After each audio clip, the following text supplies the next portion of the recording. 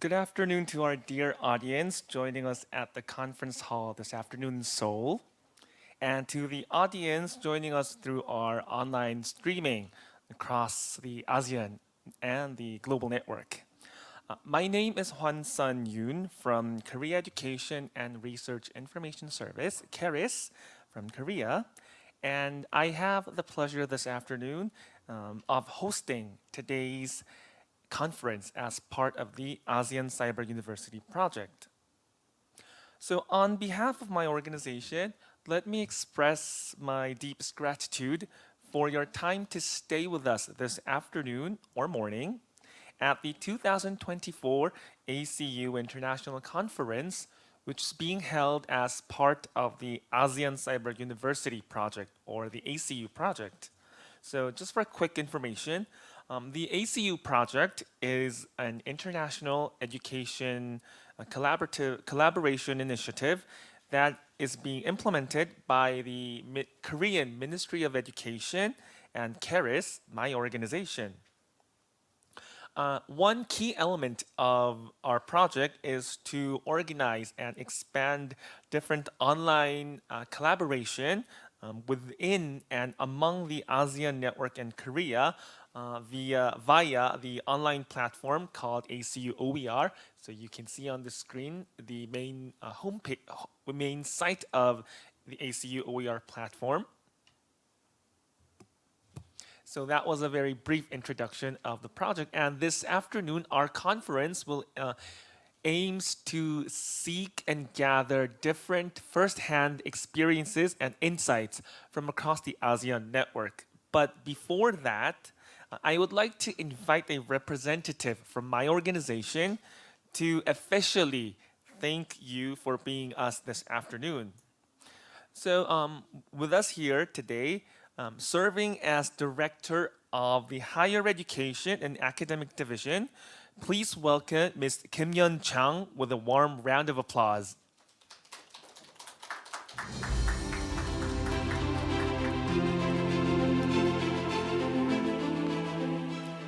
환영의 박수 감사드립니다. Thank you. Distinguished guests, keynote speakers, participants, and colleagues both online and offline. Good afternoon. I'm Kim Yeon Chang, Director of Korea Education and Research Information Service, KERIS, and wish you a warm welcome to the ACU International Conference 2024. It is a true honor to stand before you today as we gather to explore one of the most crucial challenges and opportunities facing higher education today: digital transformation in higher education, flexibility in learning. As we convene here in Seoul and virtually across the globe, I'm reminded of the remarkable journey we have embarked on in higher education. Over the past few years, the rapid evolution of digital technology has not only redefined the way we live, but has also brought transformative changes to how we learn and teach. These changes present both challenges and opportunities. And today, we are here to share experience, insight, and innovative solutions that shape the future of education. I would like to take a moment to highlight a significant milestone in our journey. At the 11th Senior Officials Meeting on Education Plus 3, Summit Plus 3, in 2021, the Asian Cyber University ACU model was officially determined as a cooperative operation of online curriculums by the ACU platform. This marked a pivotal moment in our approach, with the ACU project shifting its focus towards enhancing online teaching and learning. Since then, we have dedicated our efforts to creating an inclusive, digital-first educational environment across Asian member states and South Korea, paving the way for more flexible and accessible learning opportunities. We are especially grateful for the presence of esteemed speakers who will shed light on two significant aspects of this transformation. One, A case from Korea, KAIST, which exemplifies how digital transformation is impacting universities and reshaping the educational experience. 2. Presentations from the Asian Secretariat and the Asian University Network, offering regional perspectives on higher education digital transformation in Asia, an area that has seen incredible innovation and adaptation in recent years. And I would also like to extend a warm welcome to our colleague from Brunei, Cambodia, Indonesia, and Myanmar, who will be sharing valuable insight into their national and institutional initiative in advancing digital transformation in their higher education systems. These contributions reflect the diverse strategies and approaches each nation has adopted to meet the unique needs of their learners in an increasingly digital world. The theme of flexibility in learning could not be more relevant. As we all know, the COVID-19 pandemic has accelerated the need for higher education institutions to adapt quickly to changing circumstances, often turning to digital tools to ensure continuity of learning. However, beyond the pandemic, we see that flexibility is key to fostering innovation and ensuring inclusive access to quality education. Whether through online platform, blended learning environment, or innovative assessment tool, flexibility empowers both learners and educators. As we begin today's discussions, I encourage all of you to engage with an open mind, collaborate with your peers, and share your own experience and insight. This conference is not just a platform for learning, but also a space for building lasting partnerships, both within and beyond the Asian region. Before we start, I would like to express my sincere gratitude to everyone who has made this conference possible, from the organizing team to our speakers and participants from Asia and beyond. Your dedication and hard work reflect the spirit of cooperations that drives the success of the Asian Cyber University Project, ACU, of which this conference is an integral part. I look forward to the rich discussions that will take place today and hope that the custom outcomes of this conference will inspire more collaboration and progress in digital transformation for higher education. Thank you once again for joining us. Let's make this a successful and inspiring event for all. Thank you.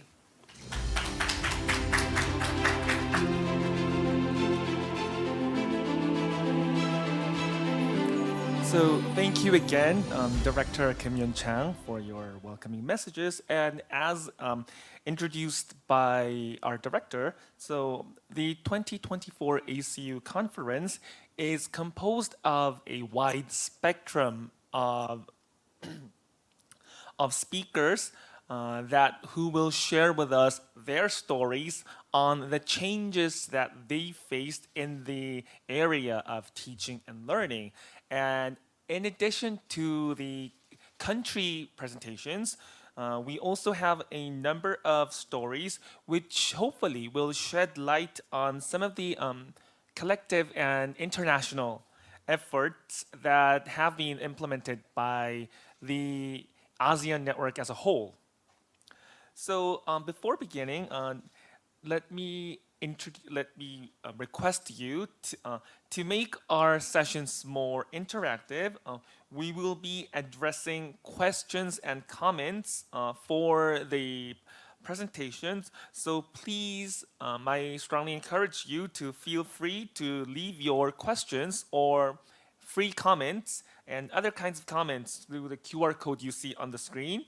So we are running an online forum to collect different questions and comments for today's conference sessions.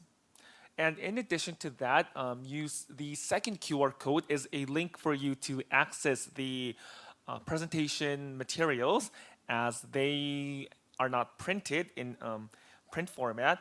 And please be informed that these files are not open for download as of now, but you can access them, but they will be shared with you again on our ACU OER platform along with the videos of today's presentations. So with that in mind, let us begin with the proper conference. So our first and foremost keynote speech titled Digital Transformation in Higher Education, Learning Modalities will show you a number of solid examples on how digital learning has been implemented to carry out education with a particular focus on the field of science. So again, from the Department of Biological Sciences, the Korea Advanced Institute of Science and Technology, or as we know it, KEIST, please welcome Professor Se-yoon Kim with a warm round of applause.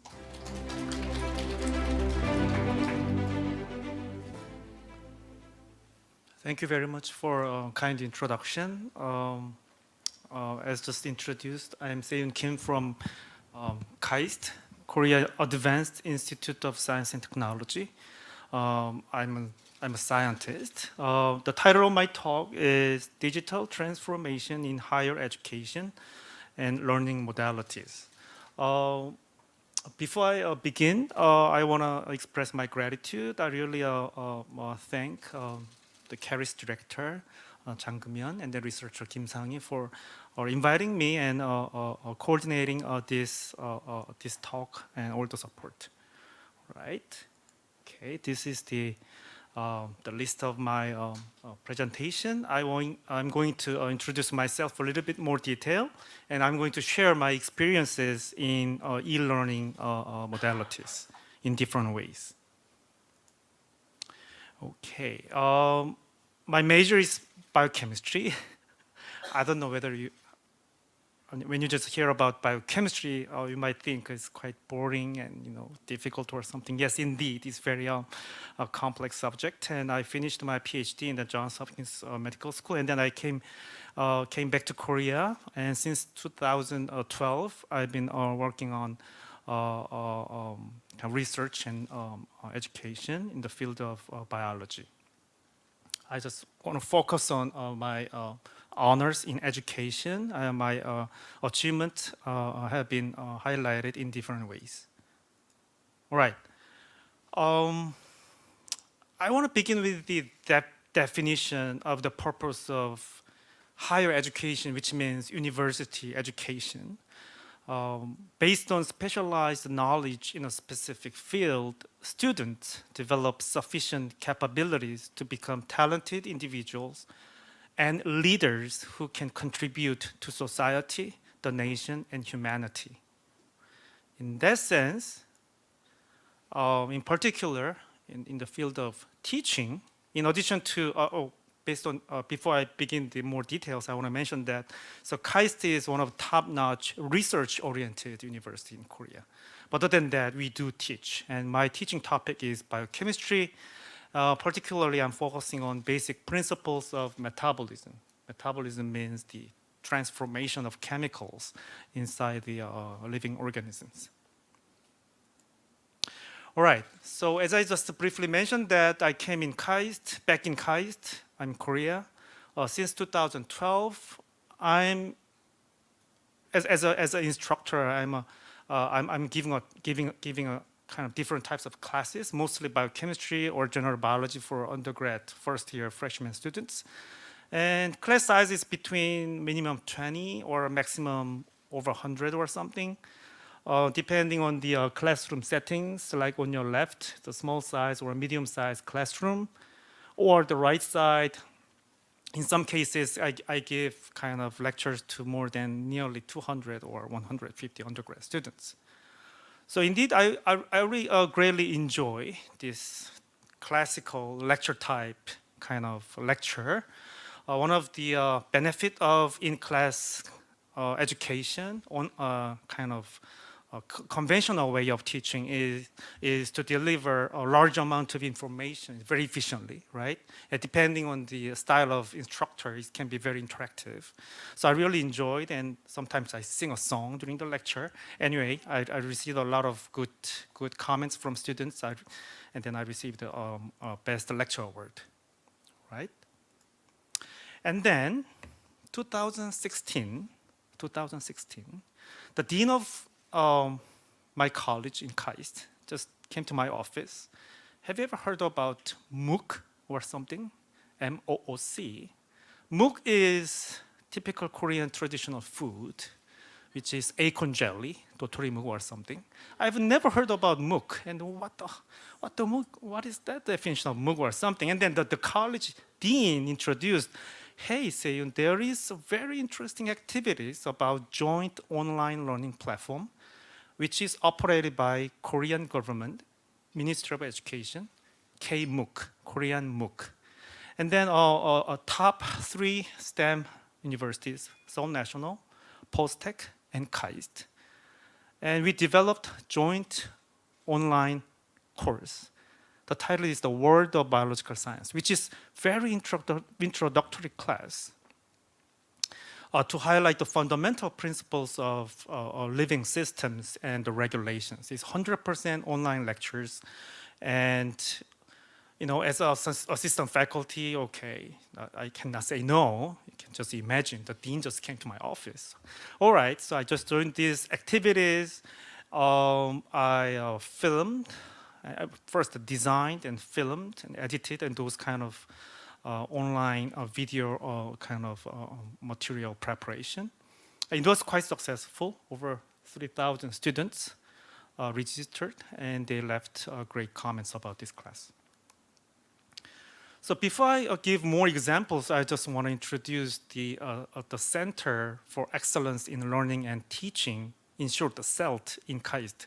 This center is a university-operated, a very active center. It's a very specialized unit to cultivate creative leaders in science and technology through creative, innovative learning and teaching programs.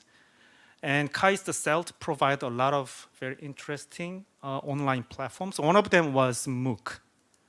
And I learned about the MOOC and then massive open online course, not Korean food. Anyway, this MOOC was indeed so greatly designed as an online platform and to encourage students. This student means without any limitation, all types of students can access the kind of learning materials for free, and to maximize the kind of purpose of education.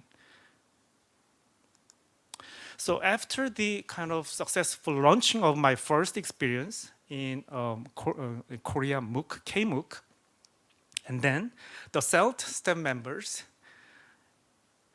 offered the class in Coursera. Again, I've never heard about Coursera before. Coursera, what is Coursera? Then, and then I just realized that,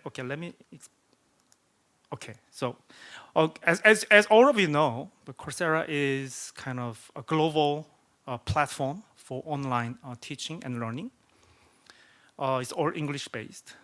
And I certainly, once I more like used to that kind of online platform based on my first experience, I just getting into this kind of new course, and I designed biochemical principles of energy metabolism. Before I just design this class, the STEM members, self-STEM members, and I spent a lot of time. So the levels of class, types of class, how to approach this class. And we spent several months, and we designed this 7-week course focusing on the fundamental principles of energy metabolism. And particularly for more like undergrad biology or biochemistry major students. Okay, so that was the year 2017. Okay, the number of students enrolled in my course is just several hundred. Okay, I literally just forgot about this class, honestly. And then what happened? the devastating COVID-19 struck our society all over the world, right? So over millions of casualties. Other than that, our school system completely destroyed, regardless of education levels, from elementary, middle school, and this higher university education, it's all shut down. And what happened? Just look at the number of students, over 38,000 students enrolled in my class. I was shocked, literally I was shocked. And the only way I can have kind of, I can obtain kind of the quality of my teaching and this online material is rating and feedback from students, right? So this is again 100% online lecture based, and overall rating was nearly 5, which is good sign for the quality of this course. Other than that, they can leave their feedbacks. I can just share very quickly. This is very good course and well designed. I highlighted well designed, and then secondly, Dr. Kim passionately designed or something, and third, it's an excellent way, and last, some students are such a big fan of my lecture. Other than that, I didn't bring up those details. Some students are from really underdeveloped countries. One email I got from the students after this Coursera class was from the refugee camp. You know, once online setup is there, anyone can access my class and they can have benefits. You know, those Coursera, I'm sorry about that, COVID-19 pandemics could not just break down their passion and enthusiasm about learning. That was such a touching moment. Okay. Once I successfully uploaded the Coursera, and again, self-STEM members came back. Why don't you just translate into Korean version or something? I edited, I modified my materials in more like Korean style, and I opened up KMOOC Bioenergetics course. And this was also very quite successful, and over 2,000 Korean students can enjoy in Korean. That was my experience number 3. Right. So pandemic, we spent more than 3 years, from 2021 to 3, right? So in the middle of pandemic era, I realized the power of the first Coursera class. And I decided, okay, from now on, I'm more, how can I say? In the very beginning, my experience was more like passive or something. At this moment, I was more motivated and stimulated, more voluntarily. I'm going to design one more Coursera course. So I researched and the topics, because there are several hundred different types of Coursera classes already there. If I just make a similar class, it's just a waste of time. So I studied with CELT members. I designed this. Okay, these basic principles of cell signaling is another area of my expertise. So probably it's quite nicely fit in. So I designed it again, spent a lot of time about filming, editing, and finally, it was launched since 2021. Up to now is over 5,000 students taking this class. Again, the overall feedback is just stimulating, is highly complimentary. Right. So when COVID-19 pandemic is almost closed, I'm more like addicted by making online classes, because when I just as I said, so okay, every even online learning modalities, the platforms are really good. But in my case, I've never experienced a live interactive online platform yet. But still, then anyway, I can have a lot of good feedbacks from students all around the world, and then I probably if I make one more Coursera class, it's going to be very highly advanced one. So, okay, I don't know whether it's going to be popular or something, but at some time, it doesn't matter. I'm going to make very advanced, specific, focused class, which is the signaling actions of small molecules. It's more like near early phase of graduate school students level. But anyway, why not? So again, I spent a lot of time with SELT members, and we launched this, my third Coursera class. As you see the number, just over 500 participants. But that's okay. That's okay. It doesn't matter. Maybe those 5 highly professional students and attendees have benefits. That's okay. So I'm very proud of this, my third online learning platform.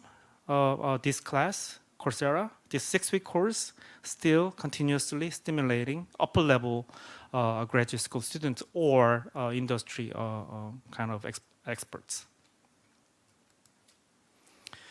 Okay, at this moment, throughout the COVID-19 pandemic, and our institute, KAIST, decided to launch our own MOOC platform. It's called KAIST MOOC. In short, we call it KOOC, K-O-O-C. So KAIST just joining 3 different MOOC platforms, KAIST MOOC, KOOC platforms, and Coursera platforms, and Korea MOOC, K-MOOC platforms, right? So in that way, I made 3 different versions of KOOC online materials. So first one is Principles of Cell Signaling, and 2 different classes on the bottom is General Biology 1 and 2. Those 3 classes are registered as active courses in KAIST MOOC, in KOOC systems, and all of them are quite successful. So I'm very happy about that, and more than I'm very proud of those achievements.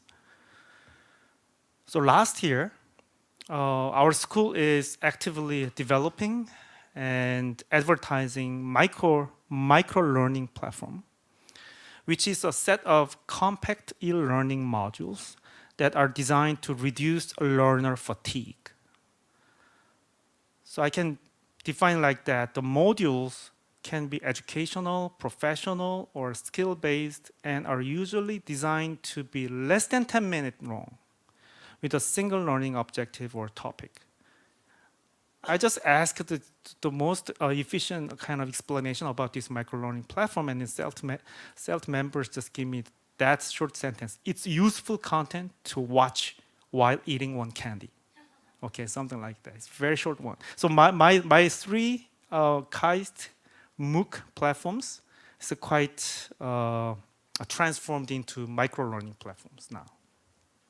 So again, it's very actively used for resources in class or online teaching purposes. So our university is actively revolutionizing education system now. There are different versions. When I just came to KAIST, it was Education 3.0 version, but now we are going through Education 4.0 Q version. We are just trying to evolve. So basically, it's all about flipped learning. Okay, we try to reduce one-way in-classroom lecture styles. So reduce by half or 100% remove in-classroom lecture type. Try to convert into online style.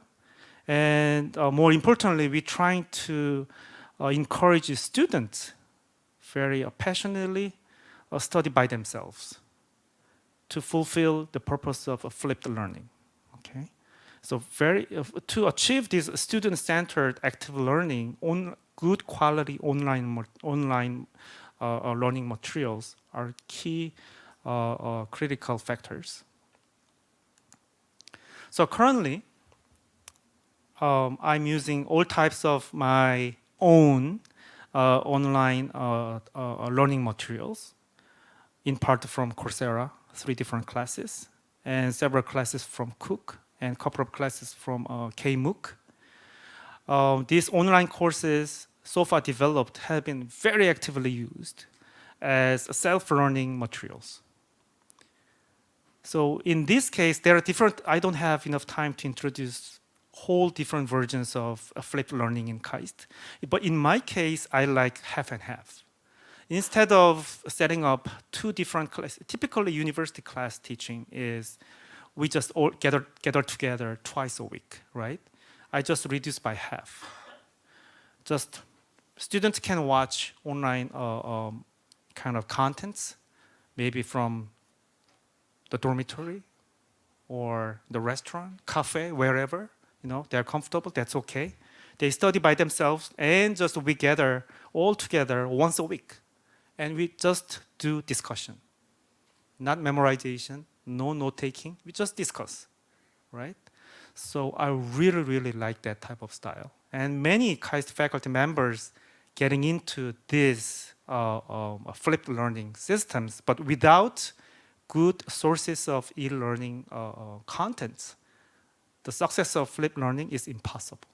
Okay? That's my current lesson. So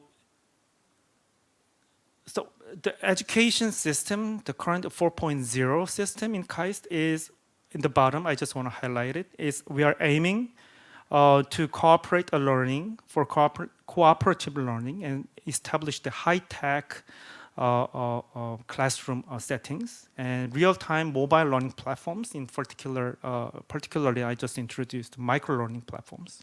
Even the cell phones, any students can access anytime, anywhere, without any technical limitations. Right. So when I just invited for this honorable conference, I just trying to summarize all my experiences in just a couple of sentences. So lessons from teaching, my own teaching experiences across, in particular, across the COVID-19 pandemic. The first, the COVID-19 pandemic accelerated the shift towards online education and making it an, I like this word, inevitable trend. We cannot go back. It's inevitable trend. And secondly, digital-based education has become a natural progression, with many people now seeing online learning as the new standard, which is true. And third, online learning platforms provide access to education from all around the world, as I just emphasized, even from the refugee camp. Students can access.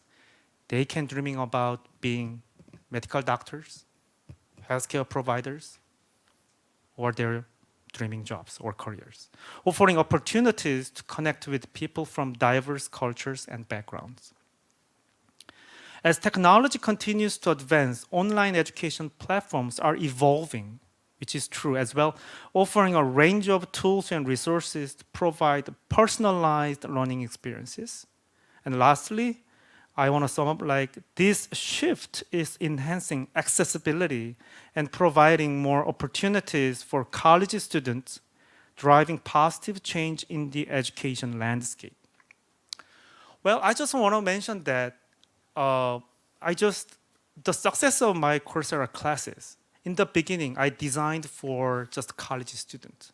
But when I just collect all the feedbacks, part of it from just a regular college student, but some audiences or some students are totally unexpected groups, retired healthcare providers, or high school students, advanced level high school students, or someone is really truly searching for kind of ongoing education, continuing education purposes.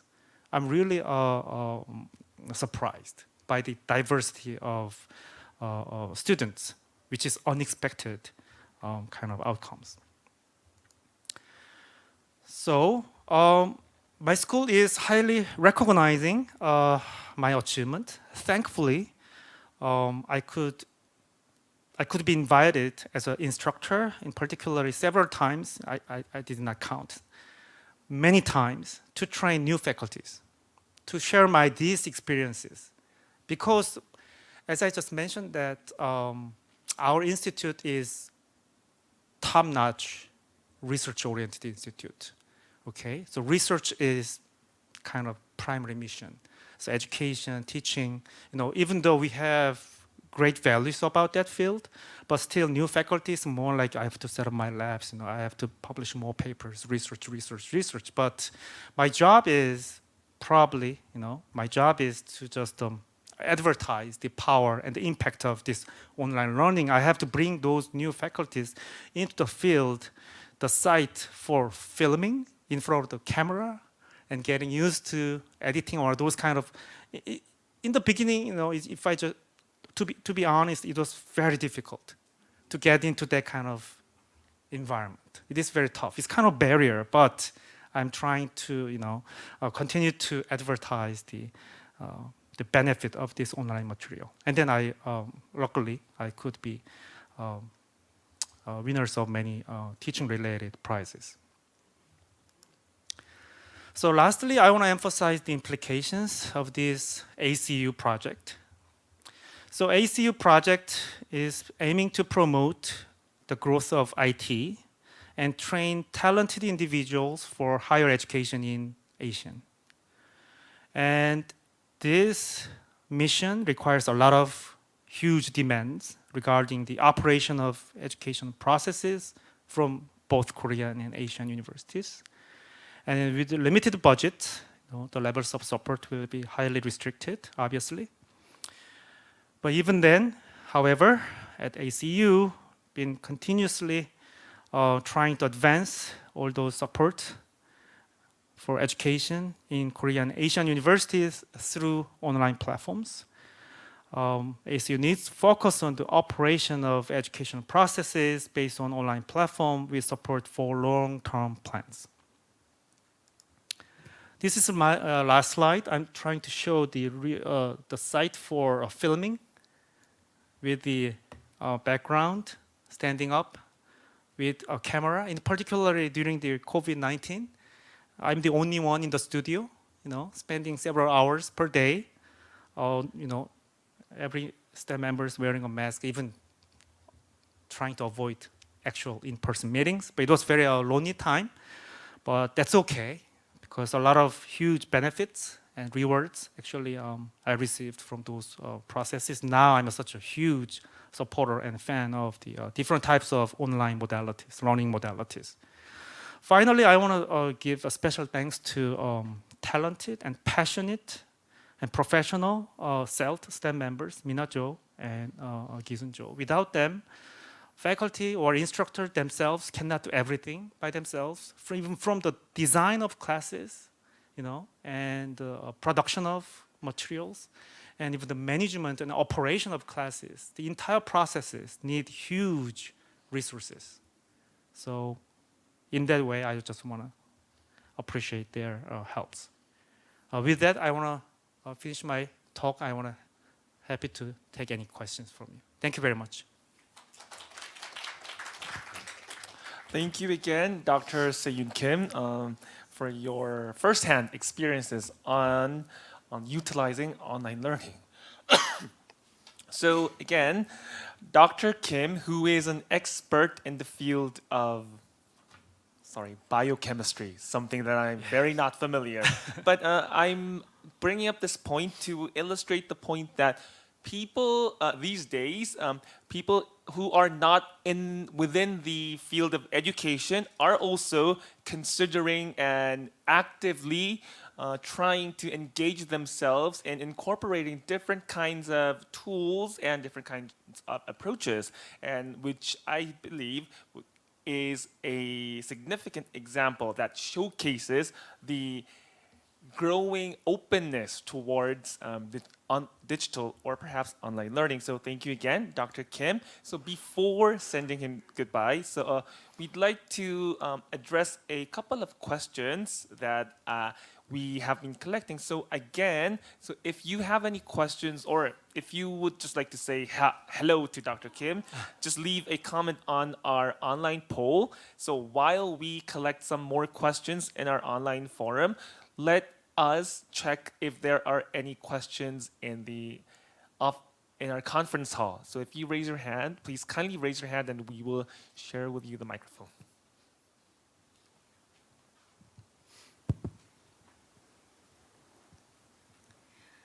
Well, hello, I'm Suji Lee from ACU Secretariat, as well as Korea Education and Research Information Service, with Mr. Hwan Sun-yoon, who is in Secretary today. Well, it's great to hear that your successful stories with MOOC courses, as well as Coursera and other.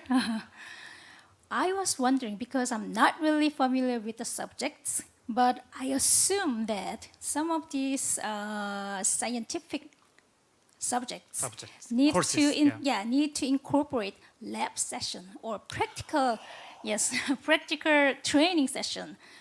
Has there any problems or difficulties incorporating it into your courses, or you don't need anything? That's such a good question. In particular, during the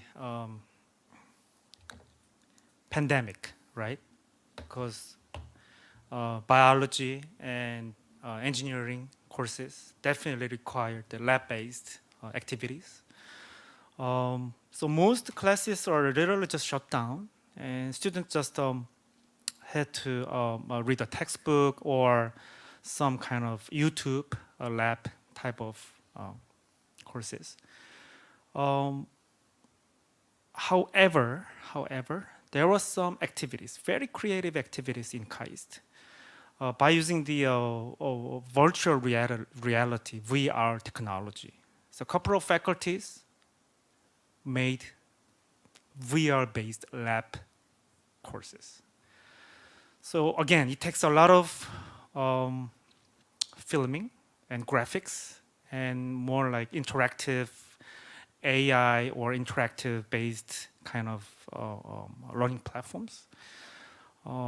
We saw the success of those classes, and it's all about the success of those classes are based on technology, the VR technology.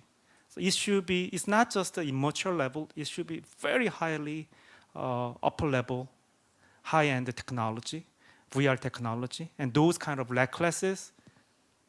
Doable. It's doable. We saw that kind of signs. So I don't know about the current status of those kind of classes. I believe those classes are still continuously evolving right now. So we can, in that sense, we can even overcome that kind of hurdles, those learning activities. So again, when I just emphasized the last slide about the importance of growth and development of IT technology. So I believe we have pretty much reachable and professional level IT technologies, and I believe we have good materials in the future. Okay. Thank you very much for such a good question. So thank you again for the question. Do we have other questions, please? Hi, Dr. Juraida from Brunei. Thank you for your information on the MOOC and Coursera. I think just one question.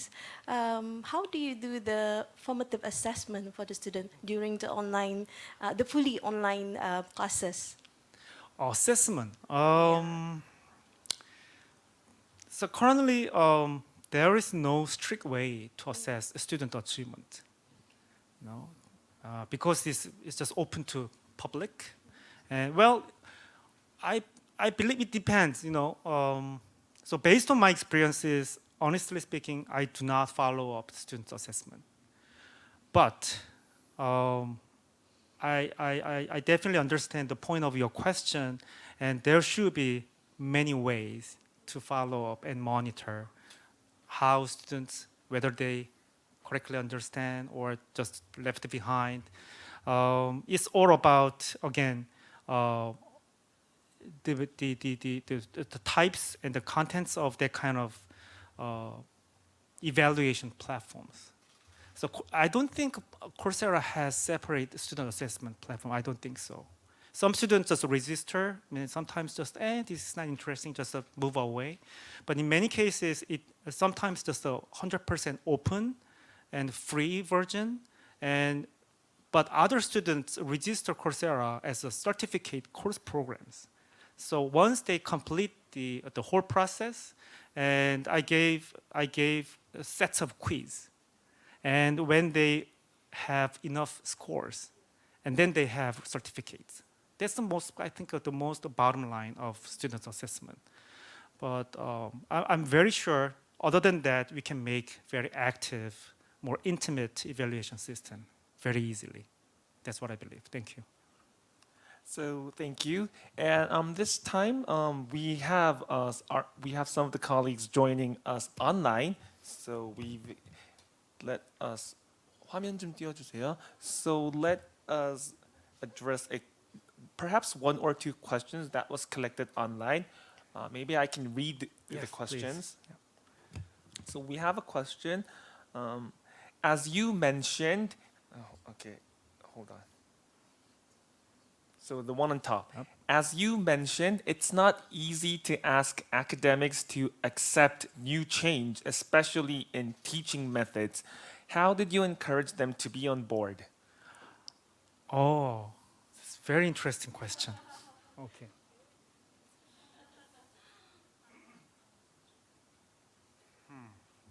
Oh, I don't know whether the question is from student's point or from instructor or faculty points. Probably. Oh, your question from faculty side or from student side? Yes.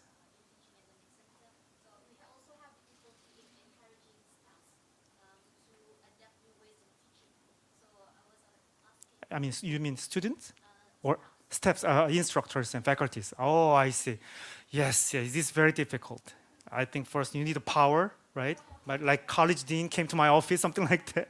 Maybe your president came to the faculty, why don't you make a new class or something? So I'm kidding, but I believe there should be a reward, reasonable reward, because other than research, there are a lot of primary missions. Education require a lot of need a lot of investment of time and energy, or probably we should advertise the benefit out of this online learning platform. We have to move, or we have to change the education providers' mindsets. Okay, it is bothering. In the beginning, it's very difficult to stand up. I'm not entertainer. I'm not celebrity. In front of the video camera, doing something, mumbling, correcting, filming. It's really, really difficult in the beginning, but it's getting used to it, right? So once based on my experience, once I just go through those initial phase of barriers or difficulties and hard times, and probably later on, all those your staff members will become a big fan of online learning like me. I'm definitely sure. Yeah. Force, rather persuade, or just give me a call. I can persuade them. Yeah. Thank you very much. So thank you. I think we have time for one more question. question. So a little bit somewhat relevant to the question just now. So let me read it. So what led you to believe that the expansion of online education is important, which was why perhaps you mentioned you acted like an online celebrity, and which teaching methods have most effectively increased students' engagement and satisfaction? Well, probably, I believe the most important thing is the first step, the design of the class. let's say that general biology or biochemistry. There are many, I just talked about this issue in during the luncheon time. There are many good online classes about general biology from Harvard and MIT right now, even the YouTube. Why should I make another one? Right? Useless, something like that. The thing is, the design of class is very, very important to meet or to satisfy the students' needs, education needs. I think that from the very beginning, it is very important. We cannot just replicate the similar classes. That is very important. In that way, the quality and originality of content is very, very important. So for education purposes, let's say go back to this slide. Oh, sorry about that. The last slide, when I just utilize the education 4.0 systems, the kind of e-learning materials, I just try to identify the good materials from YouTube. And there are many. Harvard, Berkeley, Stanford, there are good materials there. The thing is, maybe if similar classes or the kind of better classes are there, we don't need to make another one. We have to design very carefully which classes are really good for students. Okay? So if that is quite nicely designed and it's going to be highly useful, that's what I think. Okay, so thank you again. So please give Dr. Seon Kim another warm round of applause. Thank you.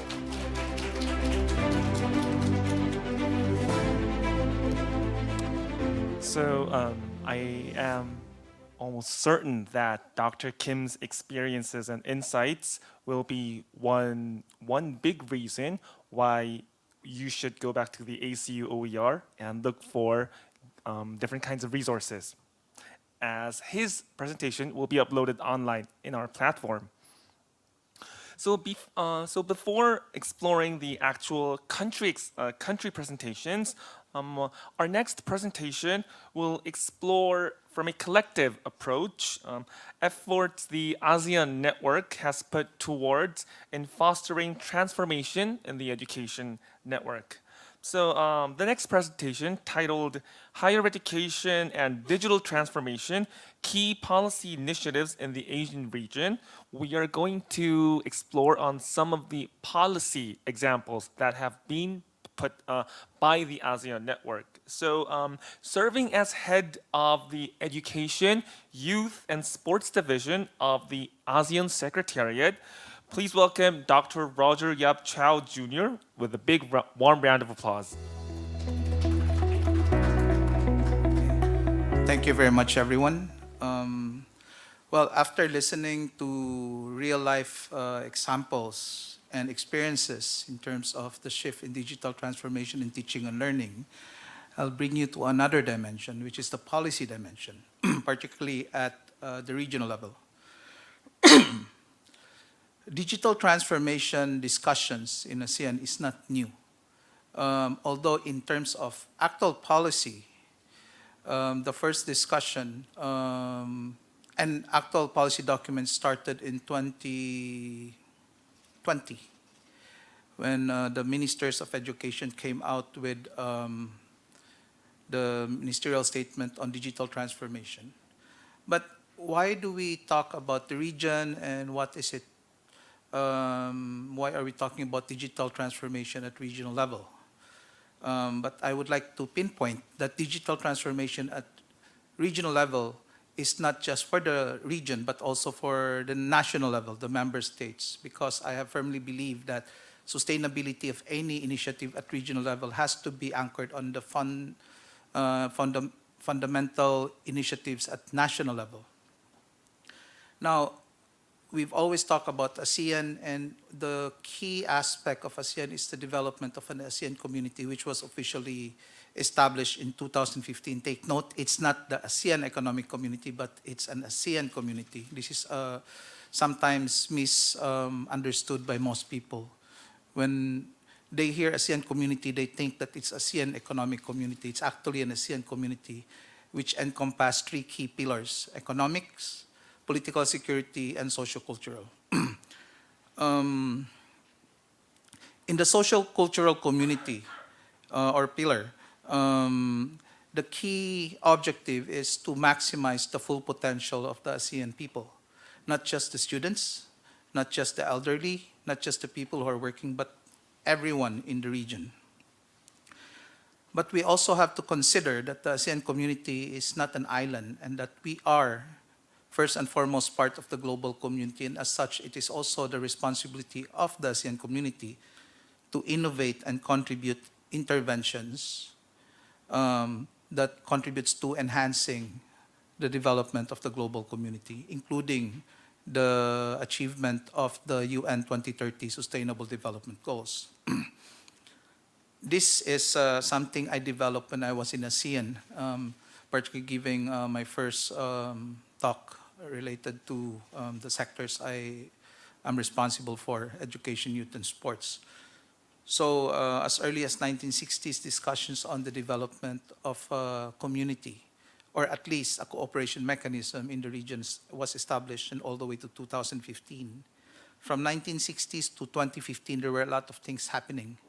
But after 2015, the focus has always been on strengthening regional collaboration and community building at the regional level. So it's just not regional integration for economics, but basically the formation of a real community for member states. But take note, it's easier said than done. In 2015, when the Kuala Lumpur Declaration on the establishment of the ASEAN community was adopted, it does not mean we are now a community. It just means politically and on paper we have established a community. The discussions over the recent years, which is almost 10 years by next year, is further consolidation and establishing the foundations and strengthening the foundations towards building a community at the ASEAN level. Now, we're talking about higher education and digital transformation. So I'll give you a brief overview of what was happening that's of relevance in the last probably 5 years. 2016, we saw the ASEAN Declaration on strengthening education on out-of-school children and youth. Why are we talking about this? Because digital transformation has a significant inclusion, equity dimension to bring them back and providing alternative learning pathways for them to learn if they don't want to go back to the formal system. I mentioned earlier that 2020, there was a ministerial statement on digital transformation of education systems throughout ASEAN. This was transformed into an ASEAN Declaration on digital transformation of education systems throughout ASEAN in 2022. This was led by the Philippines, and the development of its roadmap in 2023 was led by Indonesia. The process of developing the ASEAN Declaration on digital transformation of education systems was very thorough. We had multi-stakeholder in consultations at national level in the Philippines, which was leading the development. Then we have a series of regional consultations at the regional level, which includes multiple stakeholders, including other regional organizations like CIMEO, the AUN, but we also had the involvement of the UN agencies, UNICEF, UNESCO, but WIPO, World Intellectual Property Organization, ITU, which is the International Telecommunications Union, if I remember right, and other key aspects. A lot of the inputs were taken out from the declaration because the declaration has to be more broad, but it was integrated into the development of the roadmap. So we are very proud, not just in ASEAN, but I think all member states are very proud that this process was very comprehensive, taking into consideration views from across the world. Now, we also talk about the early childhood care and education in 2023. This was specifically under Indonesian chairmanship. And under Lao chairmanship this year, Vientiane Statement on Equity, Access, and Environment, Advancing Climate Resilience in Early Childhood Settings in ASEAN. Why are we talking about this? Simple. We've talked about starting education interventions as early as possible, but how do we actually use digital transformation? And take note, in the early childhood setting, there are still a lack of research on the impact and results of utilizing digital transformation and interventions, digital interventions at early childhood settings. In the higher education sector, and a lot of you probably heard of these developments and were part of this. In July 2022, we have launched a roadmap on ASEAN higher education space and its implementation plan. This was basically patterned after the development of the European higher education area and part of the EU share project. So it was initially funded by the EU. We are not copying what the EU did. We learn from the EU experience, and then we contextualize it into the ASEAN experience and necessities. A few weeks ago, during the education ministers meeting in Buriram, Thailand, under Thailand Chairmanship for Education, the ASEAN-CMEO Joint Declaration on a Common Higher Education Space in Southeast Asia was officially adopted. Sorry about ongoing development. This has been almost 2 years in the making. This is also the first ASEAN-CMEO document ever in history since both organizations were established in the 1960s. The reason for doing this is there's only one region and there should be only one higher education space. And that both organizations, who are both also working in education and higher education in particular, will collaborate and cooperate in supporting the development of this common higher education space in Southeast Asia together with our member countries, the ASEAN member countries. Take note, we are secretariat, so our bosses are the ministries. We know who our bosses are. But we collaborate, and so far it's been wonderful collaborating with all of you. Now, why am I talking about recovery, open, and resilience in education guidelines for ASEAN countries? The more important aspect is the recover, and most important is the resilience. The pandemic and disasters that we have been seeing over the last decade, and most likely in the near future, is the need to ensure that learning continues in spite of future pandemics and future disasters, and the need to build resilience in our education systems, including higher education institutions. And as such, how do we ensure that technology and digital transformation facilitates this enhancing the resilience of our education systems? Intra-ASEAN Scholarship Program, which we will be launching the initial research will be launched 2 days from now in Bangkok. That's why I have to go back tomorrow. Is literally looking at how to facilitate student mobility within the region and to fund it. And one of the core aspects that we are looking into is not just physical mobility, but eventually how to facilitate virtual mobility and other aspects and modalities of mobility as well. So the reason why this is phase 1 is because this is a scoping study and research, which we will be launching soon. Now, let's go over digital transformation of education systems throughout ASEAN. The key things are, it has to be a learner-centered, pedagogical practices needs to be incorporated when we talk about digital transformation. Digital skills needed for remote, online, and blended learning. And then we saw it from the keynote speaker earlier. And that appropriate digital pedagogies and formative assessments should be integrated without increasing the burden on teachers. Even in traditional education systems, we have this tendency of putting so much administrative burden on the teachers. We expect them to learn digital technologies, new approaches to teaching and learning, and mostly on their own time. Take note, they're also human and they need to have work-life balance, and in particular to have some time for themselves and the family. Now, in terms of learning resources, education management information systems, open education data, transparent statistics, online safety, and respect for intellectual property of all learning resources. These are things that strengthens the ecosystem for digital transformation.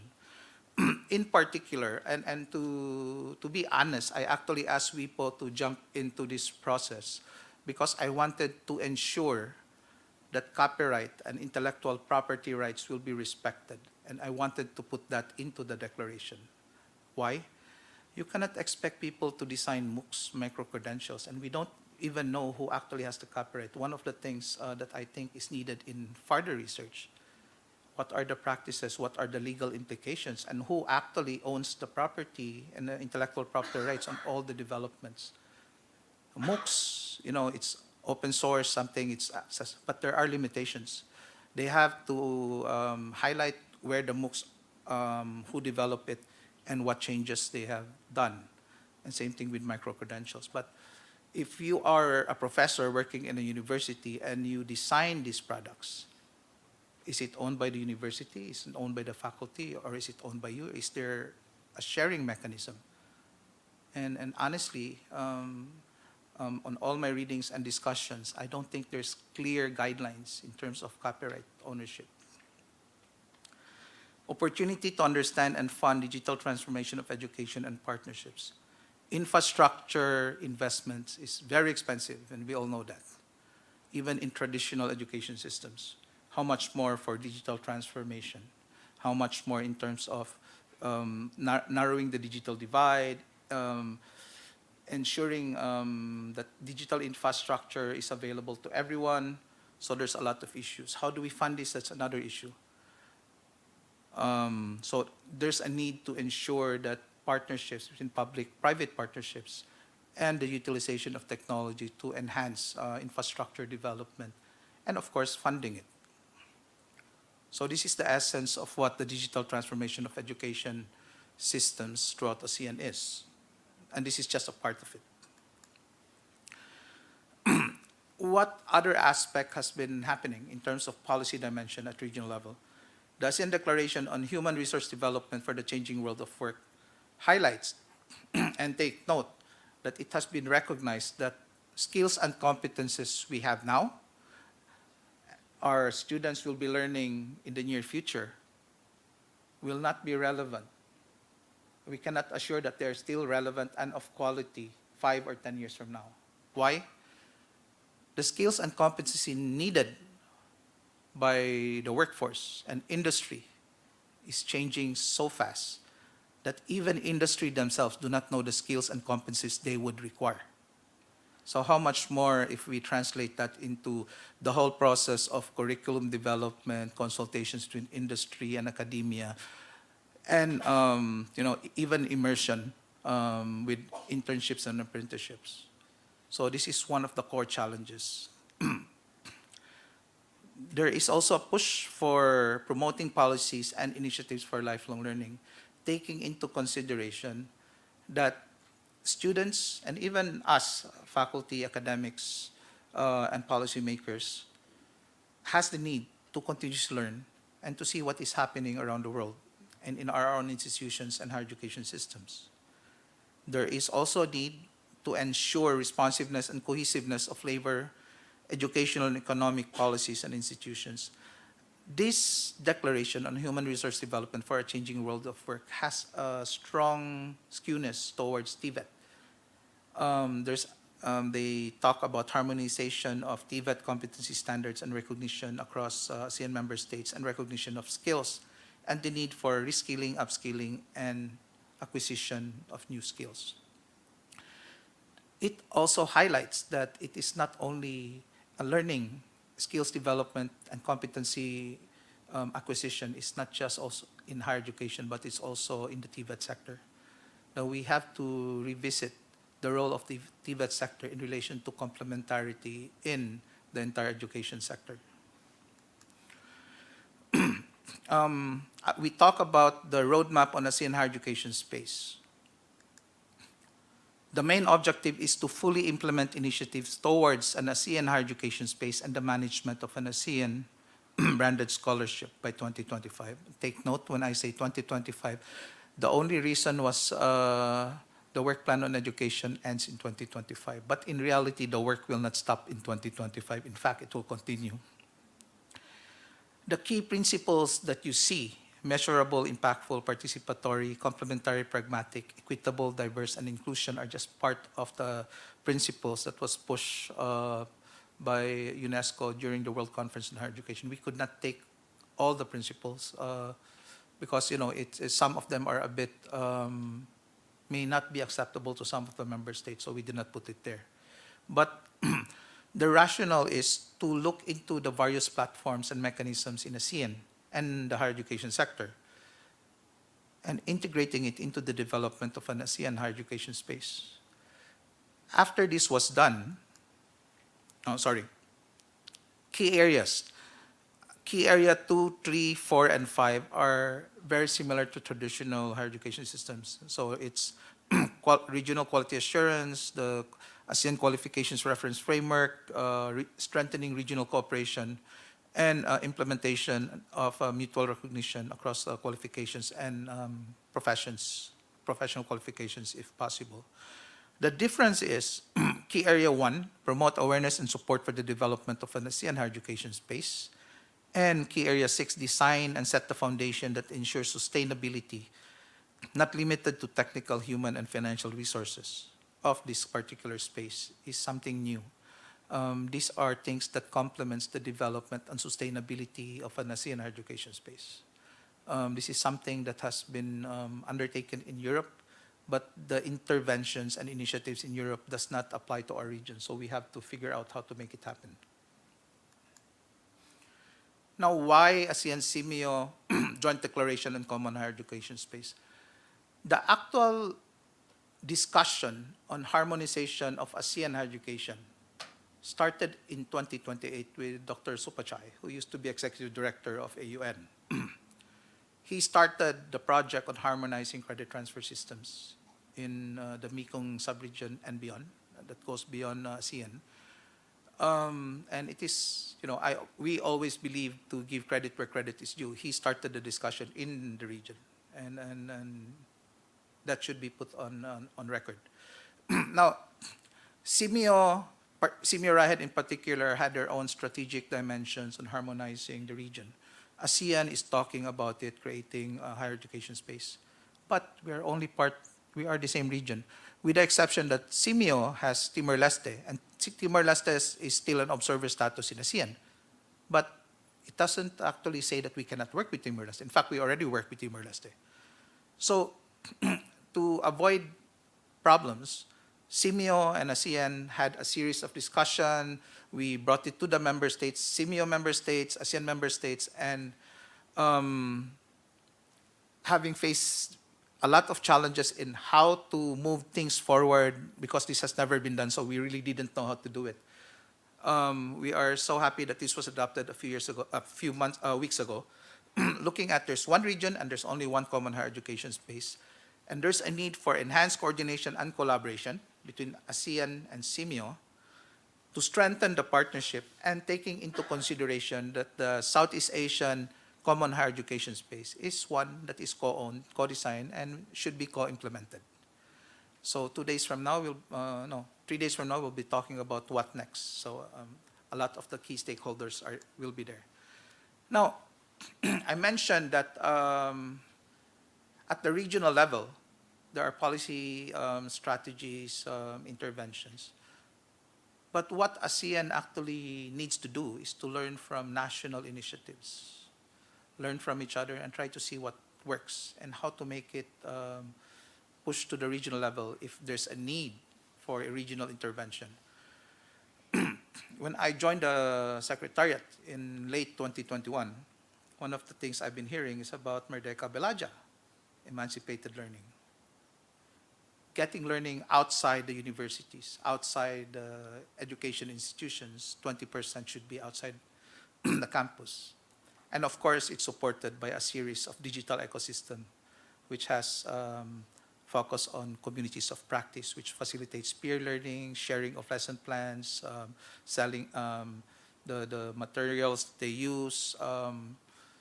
There's also admin, the curriculum. So there's a lot of ecosystem support. And take note, it costs a lot of money, and there was a lot of time invested in it.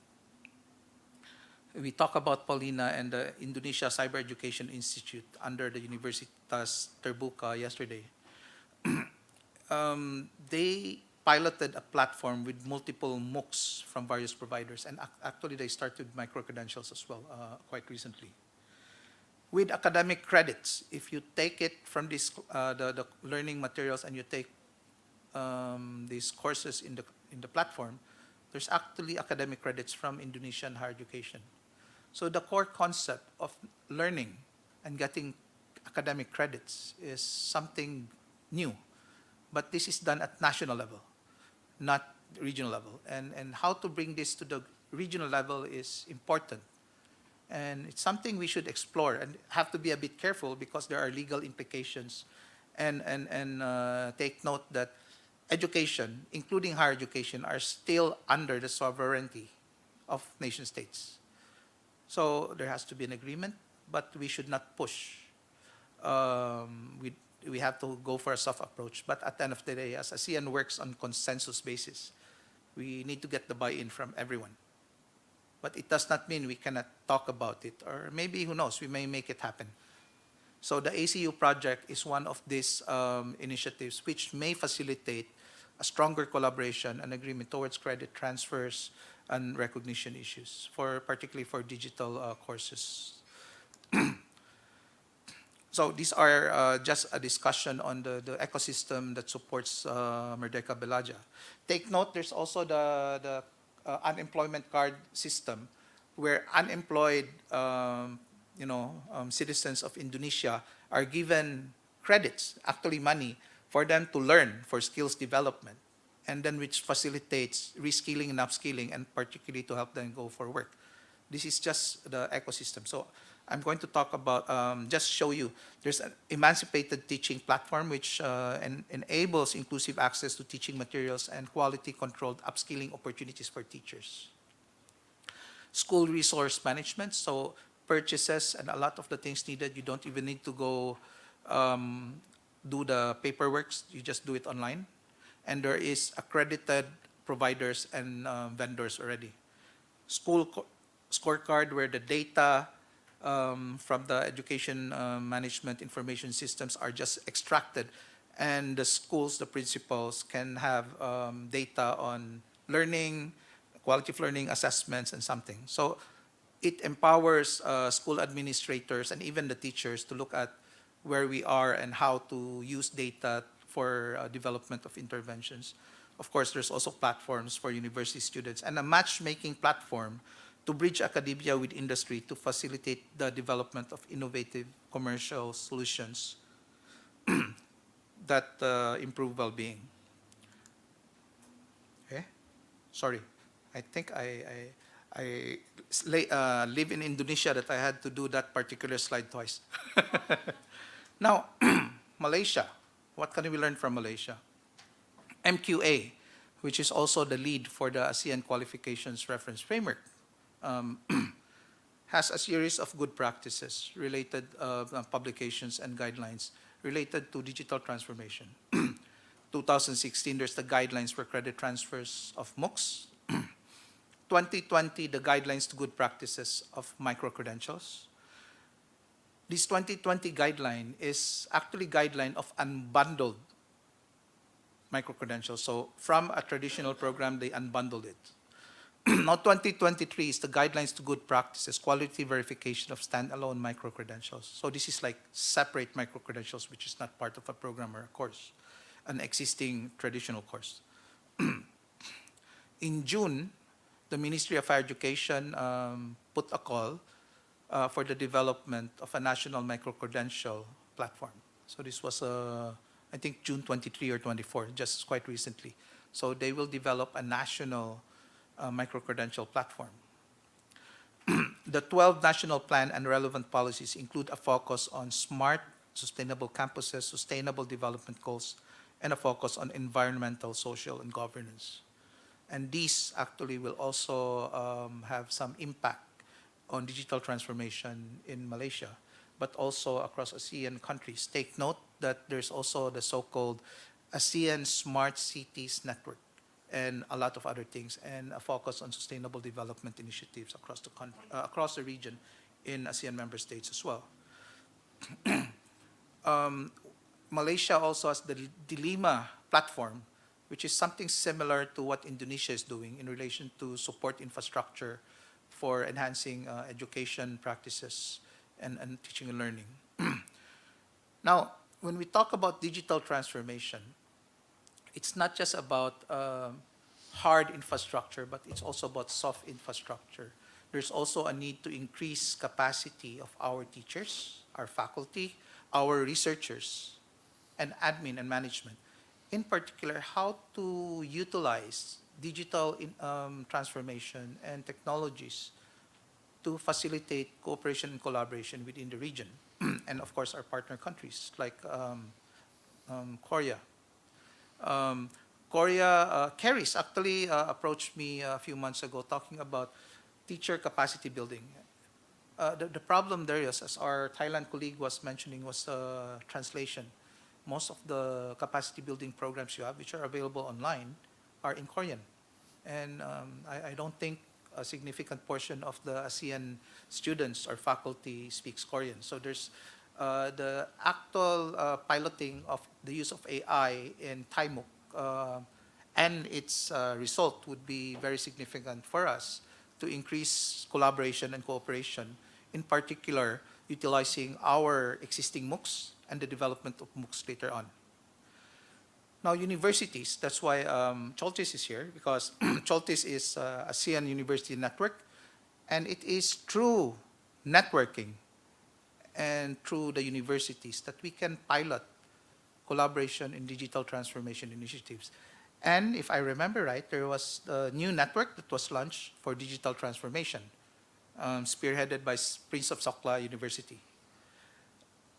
National approach, we talk about the regional, but even within our countries, there's a need to strengthen collaboration across different agencies. Agencies in charge of funding, budget, procurement, infrastructure development, those in charge of intellectual property rights, education, higher education and basic education, and a lot more. So beyond these three, international, transnational, and cross-platform collaboration is very important. There's KMOOC, there's Thai MOOC, Thailand has their own cyber university. I heard Cambodia established their own cyber university. There's the ASEAN Cyber University. How do we collaborate across platform? How do we utilize and maximize the already developed MOOCs and micro-credentials within our partner countries? And of course, ASEAN member states, Timor-Leste as well. And how do we ensure quality assurance, discussion and quality assurance, so that it facilitates recognition across ASEAN member states and our higher education systems? Are we going to transfer our nationally developed MOOCs towards a transnational MOOC? That's another story. And it comes with its own problem. It's not easy, but you know, I always love challenges, and there's no such thing which is impossible. If there's a will, there's a way. So if we want to make it happen, we will make it happen. So thank you very much. I don't know how much time I took, but I hope I did not go over my allowable time.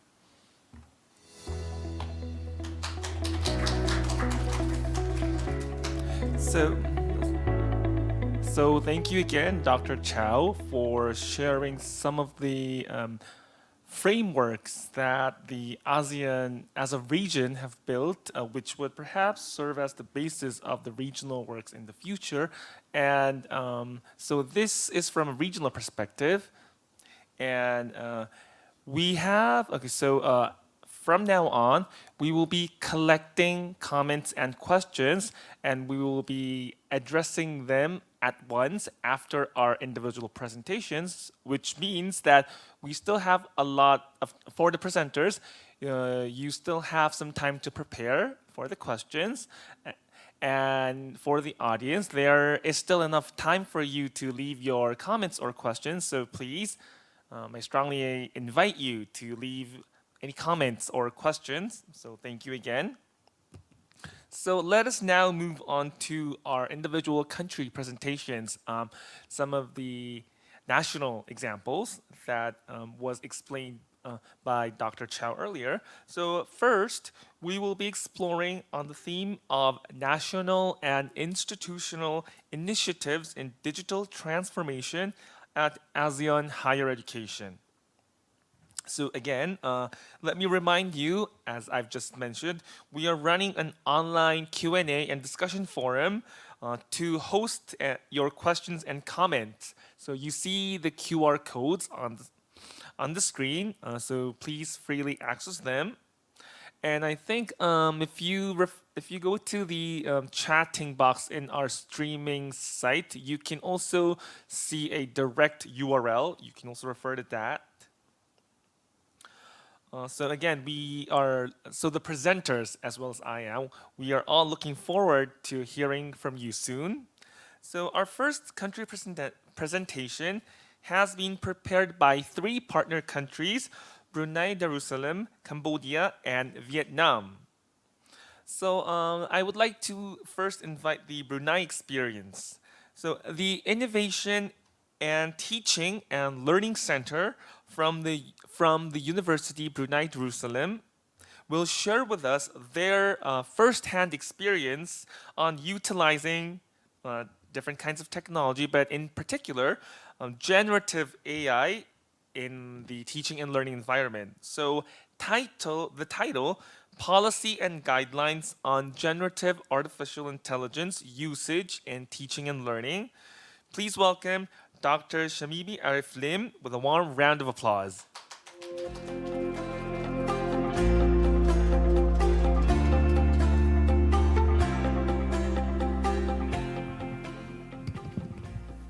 Okay, special for me. Okay. 감사합니다. Okay. 안녕하세요. 제 이름 샤미미 압니다. I hope I pronounced that correctly. My name is Shamimi. I'm a senior assistant professor from University Brunei Darussalam from School of Business and Economics. I'm also the deputy director for education, looking after academic affairs, and the head of innovations in Teaching and Learning Center. Previously, we were known as Teaching and Learning Center, but recently we innovated our Teaching and Learning Center to move towards professional development, so looking after the development of our academic staffs. So I'm going to share with you today the policy and guidelines on the generative AI usage for teaching and learning in University Brunei Darussalam. So we have actually enrolled this back in 2023. Yeah, the reason why, as you know, generative AI has been used everywhere. It's used by students freely, it's used by academics, but we need to come up with proper guidelines, especially in the university settings, higher educations on how to use them. So that's actually what prompted us in the university to come up with this policy and guidelines. All right. Okay, so maybe the fonts are a little bit small, but perhaps I can share. So for the policy, these are our policy.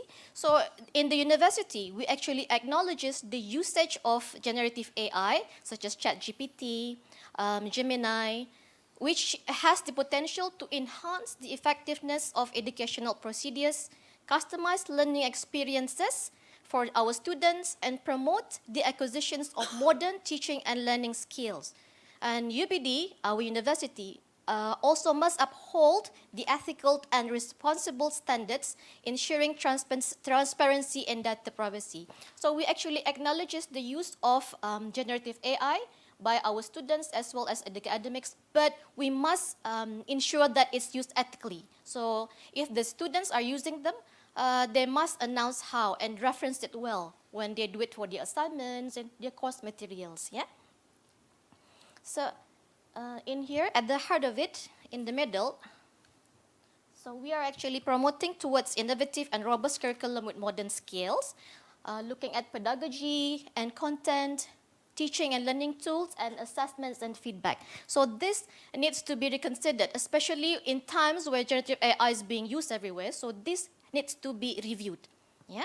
As mentioned by previous presenter, I think it was Professor Kim from KERIS, modern technologies, modern advances in academic materials, it will not happen if we don't update or review our teaching and learning tools. So in teaching learning tools, we include hardwares as well as softwares. So those need to be reviewed, especially in higher education, right? And assessments and feedback, we also need to include that because with AI, if we don't get the students, they can just copy and paste, yeah, without any proper references. So those needs to be included in the assessment on how we assess the student. So I'm going to give you some examples later on how we did that in some of the modules that we have conducted in the university. Yeah.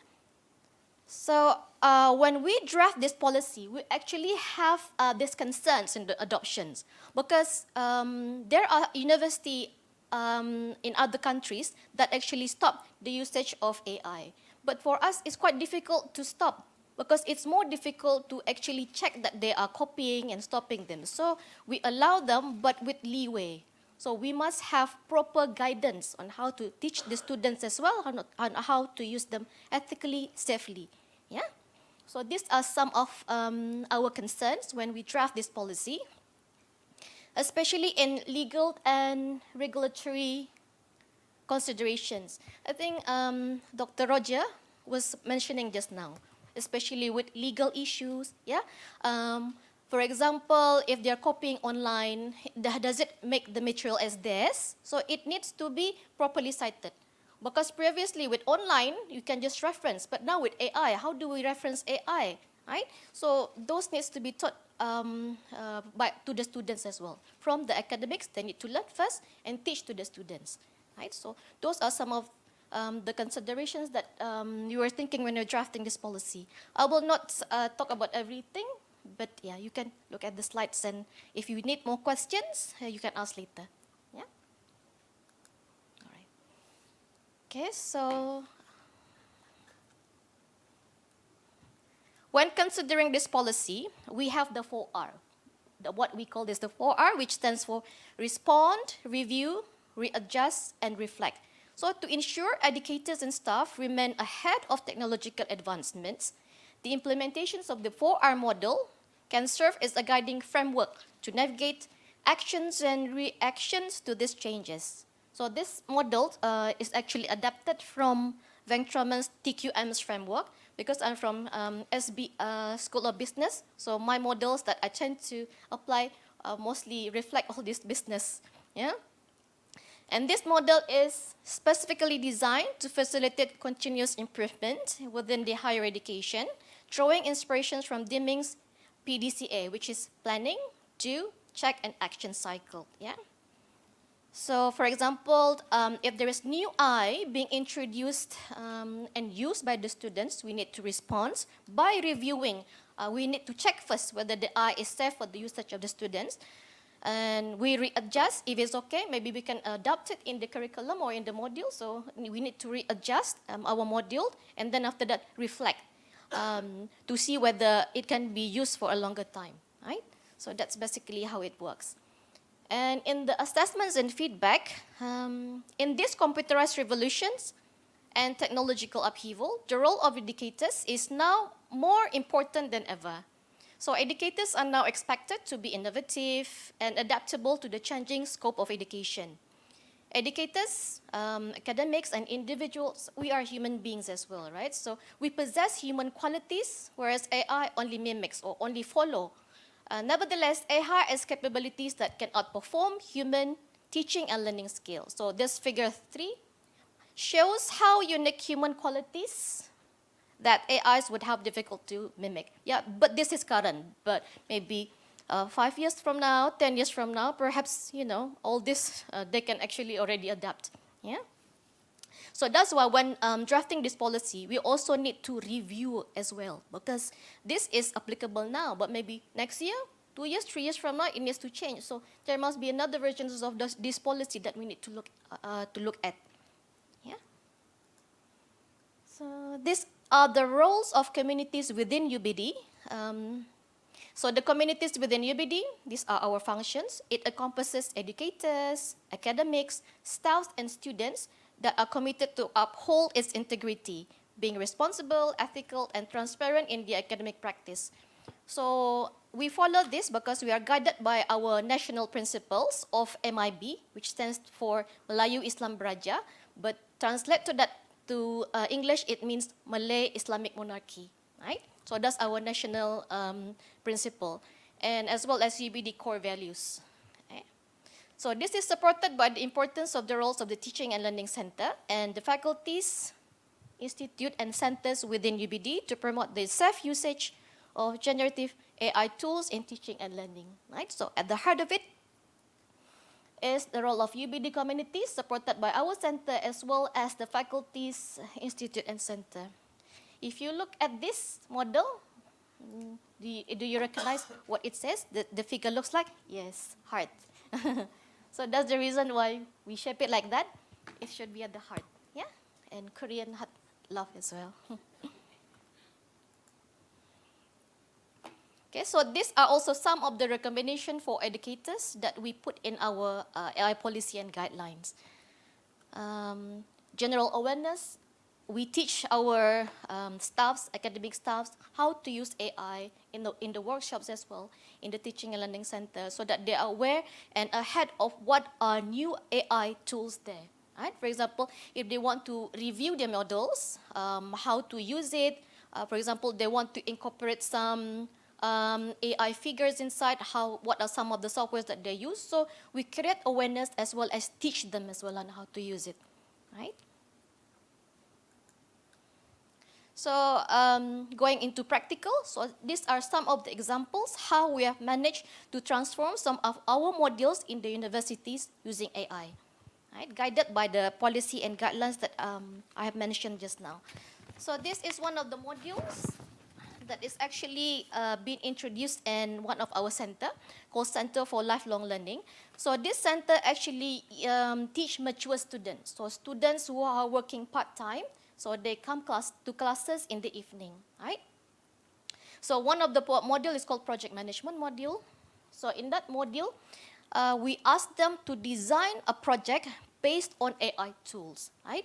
So in here, and then the model should be the project should reflect where they work from or the industries where they're from. So this is one of the example. So they have been using Canva for designing. Canva, because Canva has AI inside as well, AI tool. So we teach them how to use Canva plus the Canva AI. As well as Gemini app, so that they can transform some of the pictures into AI, either cloning their voices or cloning their faces, right? So even though we teach them how to clone, but we also need to inform that this is only for academic purposes, right? So they need to do references, proper references as well on how to use them, right? So another example is, from the School of Digital Studies. So these are some of the skills gained due to the use of the Coursera AI-driven platform. I think Professor Kim just now mentioned about the Coursera that he used. So in UBD, we also have Coursera, right? With Coursera from the School of Digital Studies, they designed this module to teach our students that take AI, right? So we also offer modules in AI. So because of expertise in AI keeps on developing very fast, so by having and using this platform can actually teach our students, right?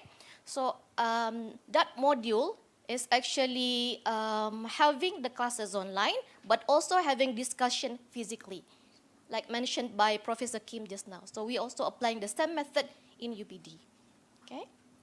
So the charts here, it shows the success of inculcating skill set to the UBD students by the use of Coursera modules in their programs. Right, so we can see that they've learned more competent skills, theoretical computer sciences there, and some of the modules that they take using Coursera is in machine learning, statistical programming, data visualization, and data management. Right? So we can see improvement and the skills that the students have gathered by using Coursera. Right? So in the modules design, in the syllabus, we need to also update the way that we assess our student. So these are some of the examples. In Team 1, we train the students how to use generative AI, and examples of the assessment for Team 1 is creative writing assessment. So students are to write a short story based on the given theme, use a generative AI model to provide the first paragraph or a plot twist. Students then continue or incorporate that content into the story. So the benefits are it stimulates creativity, provides a unique starting point for each student. So in here, before AI, you can see those are the things that we use for assessment. But after AI, those are the new assessment on how we check our students whether they have learned things or not, right? That's all that I can share. 감사합니다.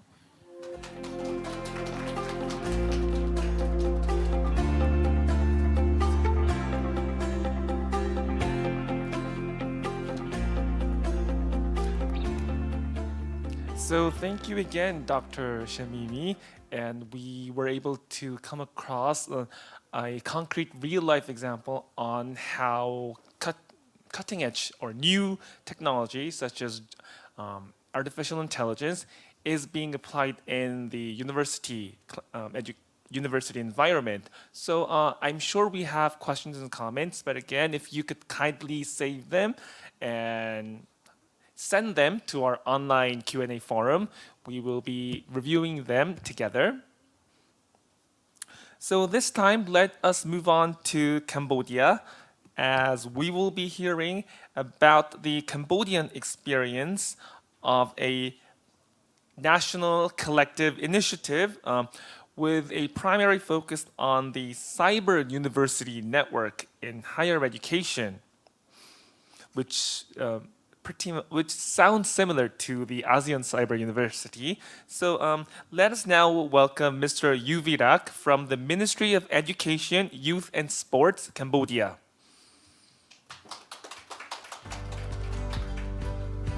Very good afternoon, ladies and gentlemen, and online also. Okay, because of the time, I a little bit run.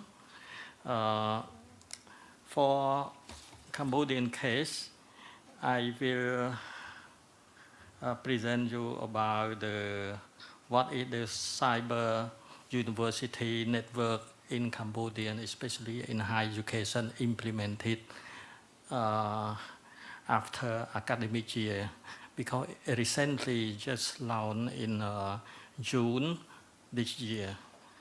But actually, the university have prepared themselves. Just it's a pilot one. Okay. The content is. I will tell you about the policy in terms of the government level, and then go to the ministry level, and in the higher education subsector, what higher education lie and its reform, and especially in terms of digital transformation that are related to our cyber university implementation. And then we can see the necessity of the establishment and our goal and scope and how to implement it, and the experience and challenges, and what we can solve and the way forward. Okay, I will not describe all detail about the strategy, but it is related only one that our new government in this term focus on is the human capital and digital economy and society, in order to accelerate, assure about on the growth, employment, equity, efficiency, and sustainability. So it is not. It is necessary to develop the human capital and digital economy and society. It is need to implement what is the priority activity that connecting each other at the same time. And together with this, we also consider on the quality of education, science, technology, engineering, art, and mathematics, and skill also. So it needs proper investment and get the achievement with effectiveness also. And the Prime Minister state is in order to achieve the human capital and digital economy in society, it is aiming to build the digital government, digital citizen, the second development of digital economy and business, e-commerce, innovation system. The third is building the development of digital infrastructure. The fourth, building digital system and financial technology. The last one is very important, otherwise use the money is not proper. According to this, the Minister of Education, Youth and Sport focus and prioritize many activities in terms of education reform. We can see in this, but for the higher education, the third one is build digital skill at tertiary level. Okay, go on. What is the higher education like? So we have 189 institutions, including university, institute, and college, which provide or offer associated degree above, upper. Yeah. So we count it, even in the provinces. And it is this university and institution under the supervision of the 17 ministry and institution. The staff is around 21,329, and the female is around 5,000. The teaching staff, bachelor degree, is around 40,800, and the female is around 28%. Okay, we can see this one is look like appropriate, but if we look deeply into the major, especially science, it's not really good, the ratio teacher and student.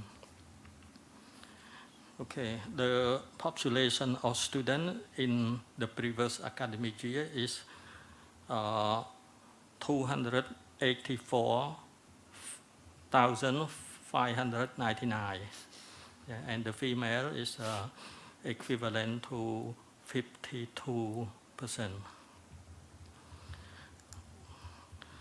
What is the reform strategy in higher education? Is especially we focus on the curriculum modernization, teaching and assessment method. Second, research, innovation, capacity building. The third, improving equity and quality. The fourth, promoting internationalization of higher education. As the Dr.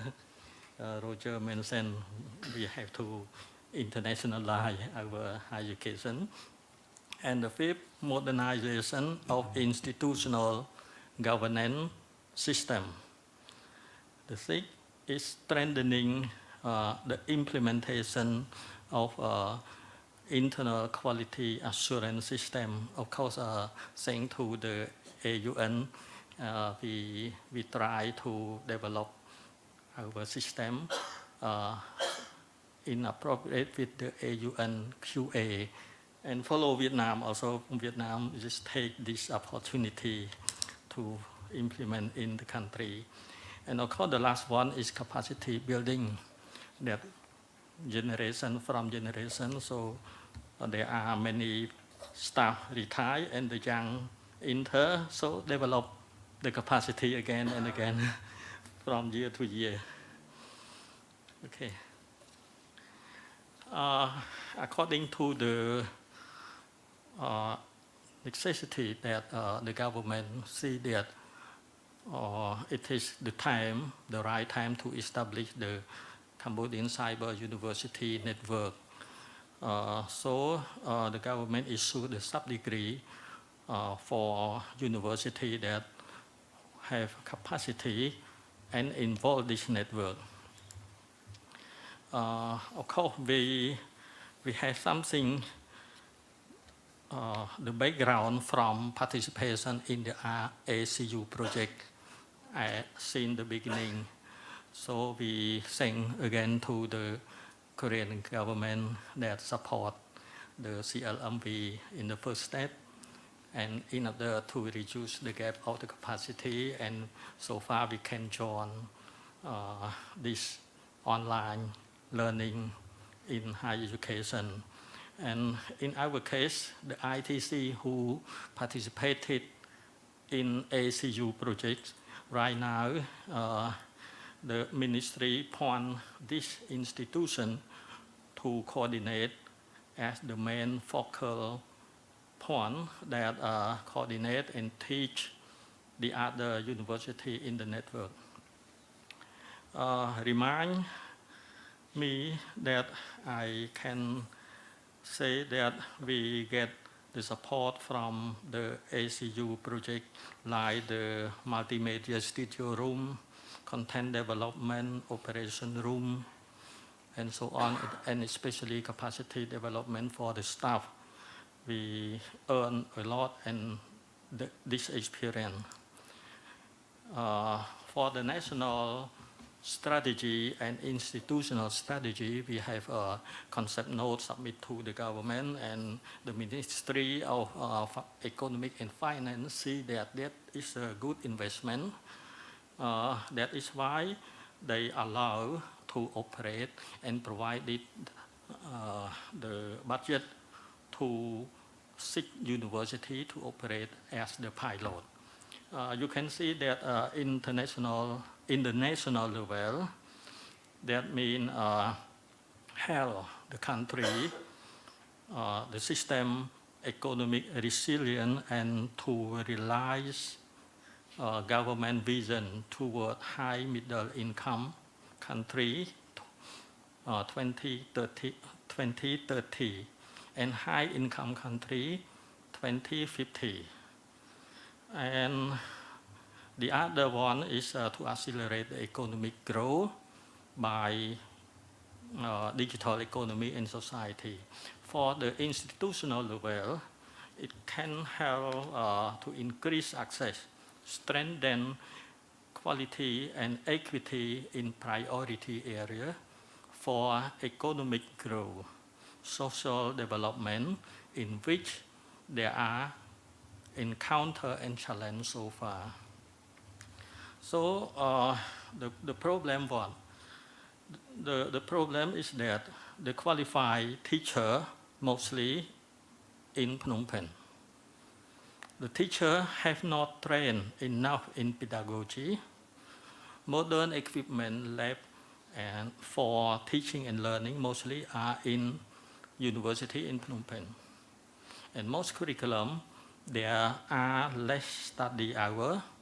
Studying hours are only in class, and students are not much go to self-access or study by themselves.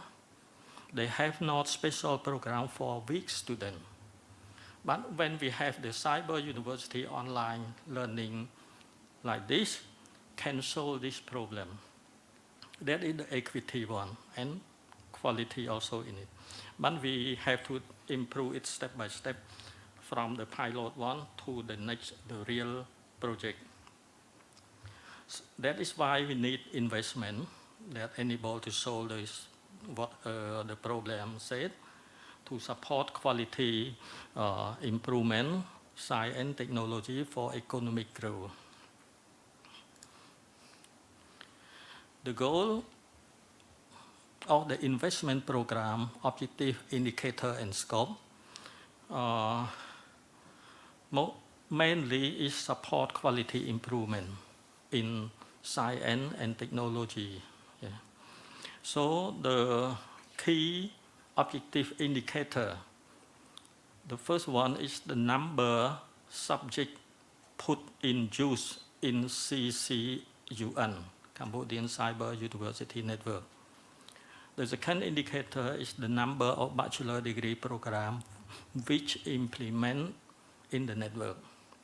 The last one is number of university which operate in using, by using CCUN infrastructure. This is it. So the 6 participating university as follow in the screen. Institute of Technology of Cambodia, Royal University of Phnom Penh, National University of Bat Nam Bong, Svai Rieng University, University of Heng Samrin Tabong Khmum, and Royal University of Agriculture. This is the achievement by result framework. The number in the bracket is the number as planned. Yeah. Some mostly the number is achieved more than as planned. But you can see the last one, student use CCUN for teaching and learning. It seems less. In the plan is 1,059 students, but in the reality 745, the last one. Yeah. So it is because of the budget. The university received the budget from the Ministry of Economy and Finance late, and they have not enough time to implement. That is one. The second, when they develop the subject, the content by subject, or the content by lesson, of course it is they are developed, but not put in the schedule for the student to learn yet, because of the schedule academic year. It's different from international one, yeah, from January to December. But we are in the different schedule. Yeah, the reason is the number of students is less behind as planned. Maybe I have okay, no need to detail about this. For the budget, every university mostly implement 100%, except one, Royal University of Agriculture, because this university under the supervision of the Ministry of Agriculture, so they get the money also late. The money provided fully, but in the half of the year. So the money usually implement 12 months, but they have to run to implement only 6 months. So it remains. Okay. The experience here I written only in the ministry level, but I will tell you more about at the university level is what is the experience challenge. Okay. According to the implementation ACU project, we also conduct the 2 committee, steering committee, that in management, and did the SIP committee. And the other committee, like the technical committee, that they serve as the secretariat, and the university representative joined this committee to see how plan how to implement. So at least the Department of Higher Education in the Central have experience to develop the project in terms of the public investment program in order to sustainability and resilience. And we have also experience about the coordination, consultation, communication with all stakeholders about this project. And of course, we will have we have also the M&E monitoring and evaluation comparing with the result framework. For the university level, they also have experience in preparation process about the planning, about the human resource, like SME, instructional designer, content development, studio engineer, and so on. And when they plan like this, they can see that what is the supporting policy or regulation needed in order to implement that. What is behind? In short, teacher use face-to-face in class. When they design the online learning like this, so they lose their own teaching hour. So they are afraid that what is the subsidy instead what losing. So it needs internal financial management of the university and internal human resource management guideline in terms of the university in order to complement each other. Yes, challenge I told you already about the human resource is limited because it is new, and capacity experience in using the network, and revise some policy action on using staff regulation and organizational mechanism, operational mechanism should be clear, and supporting, of course, from the leader like our Brunei said that we have to, that good experience that you have the leadership support in order collect the teacher on the board, how to encourage them to work. Yeah. And the last one is a challenge is the time and budget should be feasible for the implementation. The way forward, we have 3 steps. The first, review action plan, annual budget for supporting the network implementation next academic year, not late. That means especially provide funding is not late. And conduct workshop, training, annual forum, share experience like this in terms of among the university that participated. And also in this case, also we open the door to receive, to obtain the other university who wish to join the network. But right now, the ministry get the official letter from the university, private and public, 6 more, so it double, 6 plus 2, 6 multiple 2, so together 12 right now. Happy to to see them progress.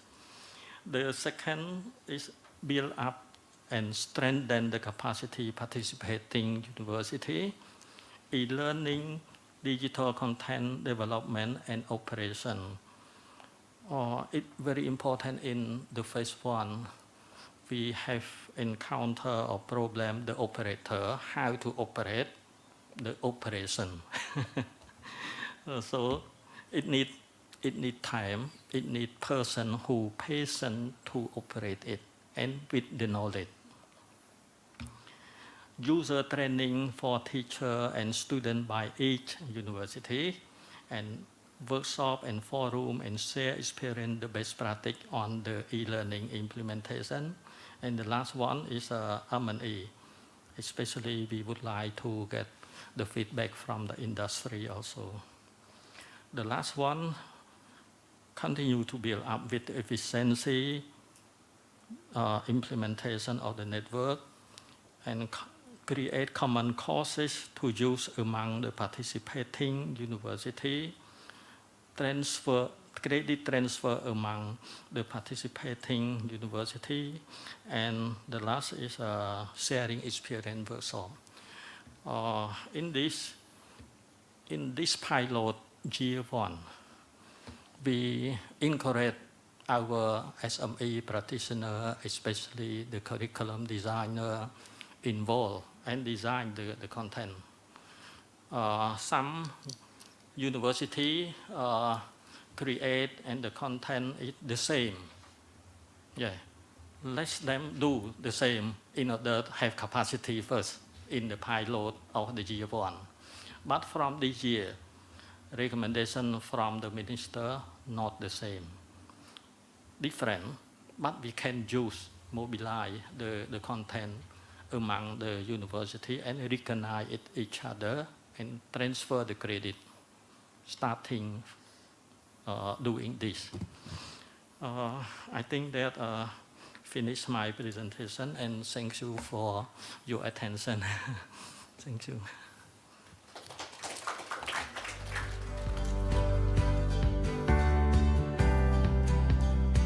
So thank you again, Mr. Yuvirak. I hope you could consider perhaps the Cambodian Cyber University Network could perhaps serve as the bridge in amplifying the Korean and Cambodian network in education. So let us move on to Vietnam this time. So this time we will be sharing a number of case examples from a variety of institutions ranging from the conventional universities to even hospitals. So serving as manager and lecturer of the Multimedia Department, Posts and Telecommunication Institute of Technology, please welcome Dr. Eunye De Kwang. Good afternoon, everyone. My presentation is about the national and institution in digital transformation and the case of Vietnam in higher education. My content is have three topics, but I can group it in two. The first is government support policies, and the second is a case study of this digital transformation in Vietnam. You know that Vietnam is a developing country, and our terrain is long but narrow. We have about across from north to south is about 2,000 kilometers, and so that the educational infrastructure still uneven in quality and quantity. So that our government solution to accelerate the process of improving the quality of training is especially in higher education is digital transformation. Our government now developed the national digital transformation strategy, and the education is one of the most important part of that strategy. In 2023, the Ministry of Education and Training, MOET, of Vietnam introduced the project pilot implementation of the digital higher education model for 2023 to 2028. We do the pilot, the digital higher education model in Vietnam with a focus on connection and sharing. The second is developing a platform system to provide online courses and national digital learning materials while leverage global learning resources effectively. The third is selectively adopt a successful global model and tailor them to the specific condition and practice of Vietnamese higher education. The fourth is the focus on piloting within prestigious institutions and in fields with high human resource demand, particularly in digital technology. Ensure openness, promote diffusion, and guarantee sustainable development post-pilot phase. Not only MOIT, other ministry of Vietnam also care about the transformation in higher education. MIC, MOST, MIC is a Ministry of Information and Telecommunication. MOST is a Ministry of Science and Technology. MIP is a Ministry of Plan and Investment. Also care about the improvement of higher education. Then in 2023, the Ministry of Information and Communication of Vietnam introduced a roadmap for higher education in Vietnam. In that document, we define the roadmap for the application of higher education technologies in Vietnam over next 2 to 5 years. We describe the specific technology to be applied in higher education. And this is the 28 technology we choose for developing in near future. Then we build a roadmap with 3 fields. We know that the education not only teaching and learning, it also is management and the society. So we separate the technologies to 3 fields of education. We also put them into the circle of expectation, a very famous method from I forgot this. It's Gartner. It's the Gartner cycle. The method of Gartner to put the technology to know when to build it, to develop it in the society.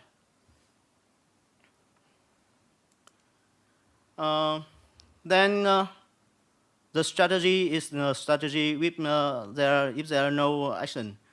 So in Vietnam we have many cases for the develop in higher education. We have some training using AI tool and platform for lecturer. We have some digital university platform. We have some MOOC.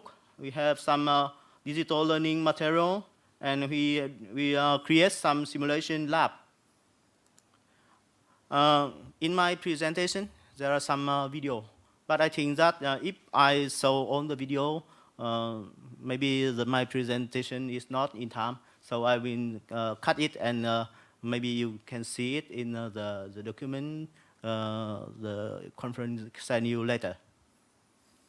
Now we have many training class for in using AI tool and platform for lecture.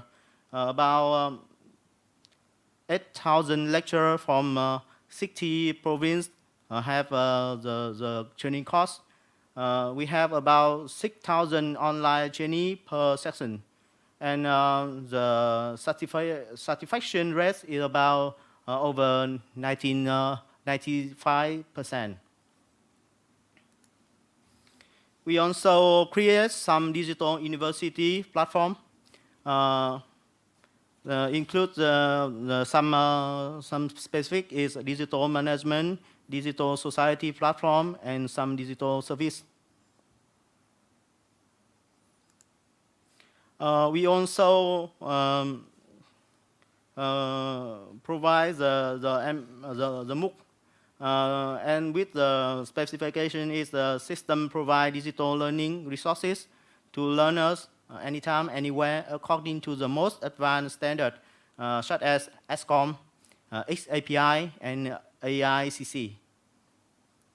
Meeting a large number of learners without geographic or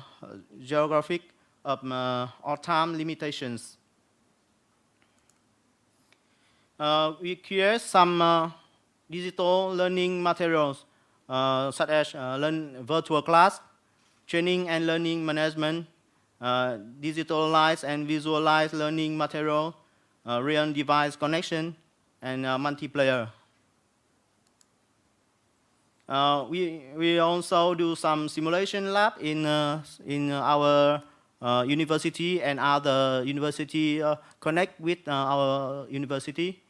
We can practice anytime, anywhere, automatic marking, suggestion for student learning progress, monitoring by school operations, and reporting statistics.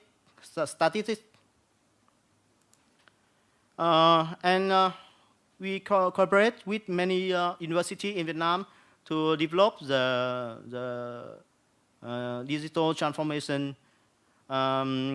Maybe I can list here is the Post and Telecommunications Institute of Technology is my university. The Hanoi University of Science and Technology, Ho Chi Minh National Academy of Politics, the Hanoi Open University, Huế University of Medicine and Pharmacy, the Vietnam National Children's Hospital. Why the hospital appear in this list?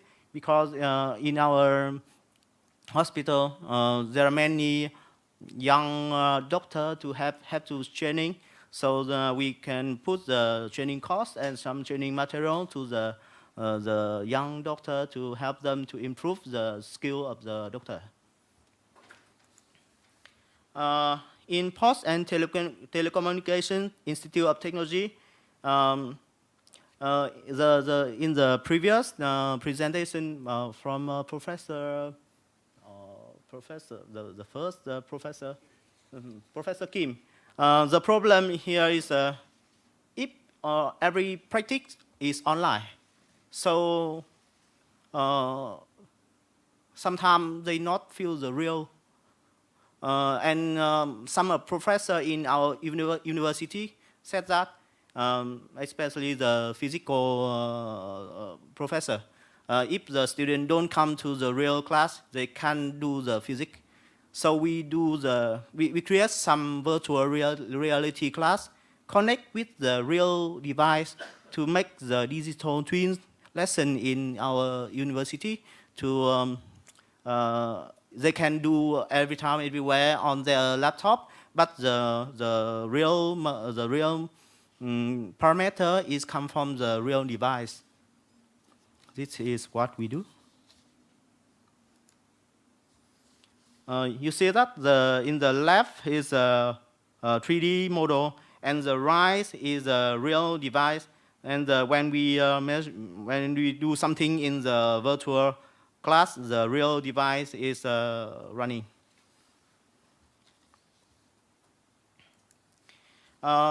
The same thing we create in the Hanoi University of Science and Technology. We have some digital lesson for electric motor. This is what we do in HUS.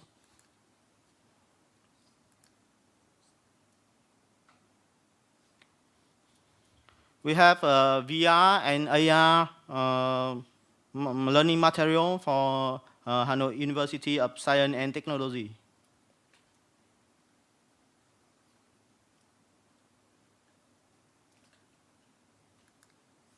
In Vietnam National Children's Hospital, the fact that when the doctor come to learn in hospital, they sometimes have to practice on the real patient. It's not good for the patient and especially in the children's hospital. It's not good for the parent of the children. So we create some tool for the doctor to practice to improve their skill before they can touch the real patient. We create some. It's a robot, and this robot is connect to the virtual patient inside our program to help the young doctor to practice their skill before they can touch the real patient.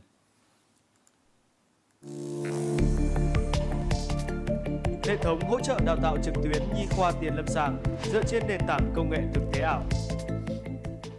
Đào tạo trong ngành y tế đóng một vai trò quan trọng trong hoạt động bảo vệ cuộc sống và sức khỏe của người dân. Tuy nhiên, hiện nay nguồn nhân lực y tế còn nhiều hạn chế. Đào tạo y tế chất lượng cao chỉ tập trung tại trung ương. Chất lượng đào tạo không đồng đều. Chi phí đào tạo gắn với thực hành, ca bệnh khó còn This cao. model from USA is very expensive, so we create some Vietnam version to decrease the price of Bộ Khoa học Công nghệ đã giao cho Bệnh viện Nhi the Trung ương model. chủ trì, phối hợp với Viện Công nghệ Thông tin và Trung tâm CDIT thực hiện đề tài cấp nhà nước thuộc chương trình KC. And this is one of our national project for science and technology. Sản phẩm bao gồm hệ thống phần mềm thực tế ảo, mô phỏng bệnh nhân nhi trong môi trường 3D và robot thực hành kết nối đồng bộ với mô hình nhi ảo 3D, cho phép nhân viên y tế, người học thực hành 8 trường hợp cấp cứu nhi khoa thường gặp. Đây là sản phẩm số hóa, kết hợp giữa các lĩnh vực y tế, công nghệ thông tin, truyền thông và điện tử. Sản phẩm có khả năng mô phỏng Okay, because some scene is in Vietnamese, so I will pass to the next slide. We also do it in Huế University of Medicine and Pharmacy. We create some digital lesson for training diabetes patient. Not only the healthcare and engineer, we can improve the skill of tourism by VR digital learning material. With Hanoi Open University, we create some a la carte table setup.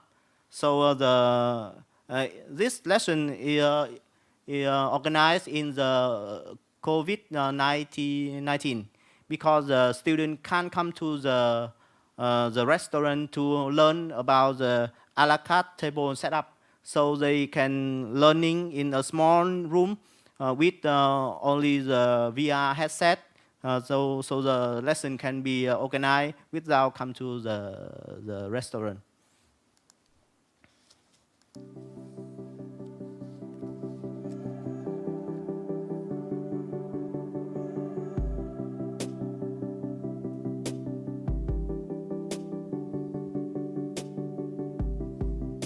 You see that? He only standing in a very small position and can do many lessons inside.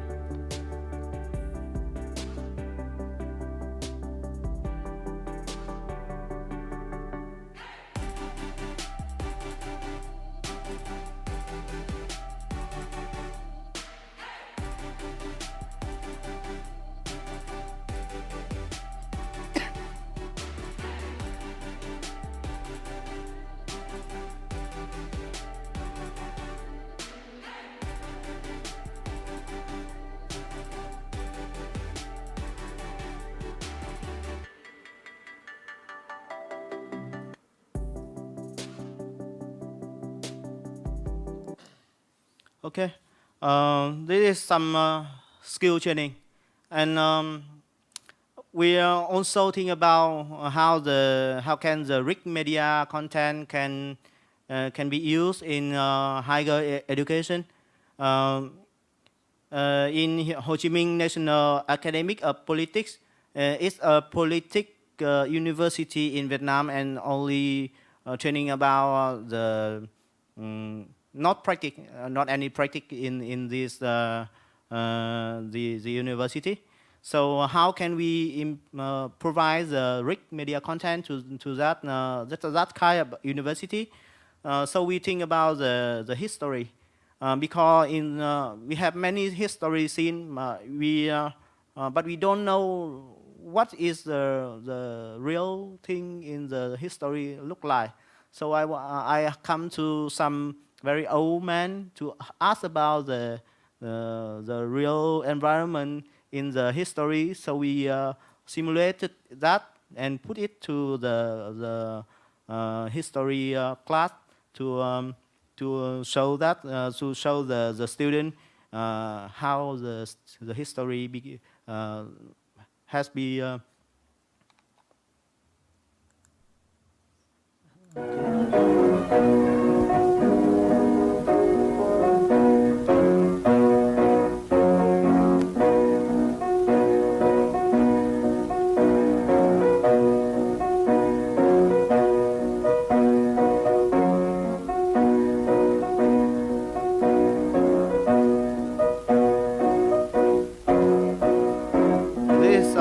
Ceremony in 1945.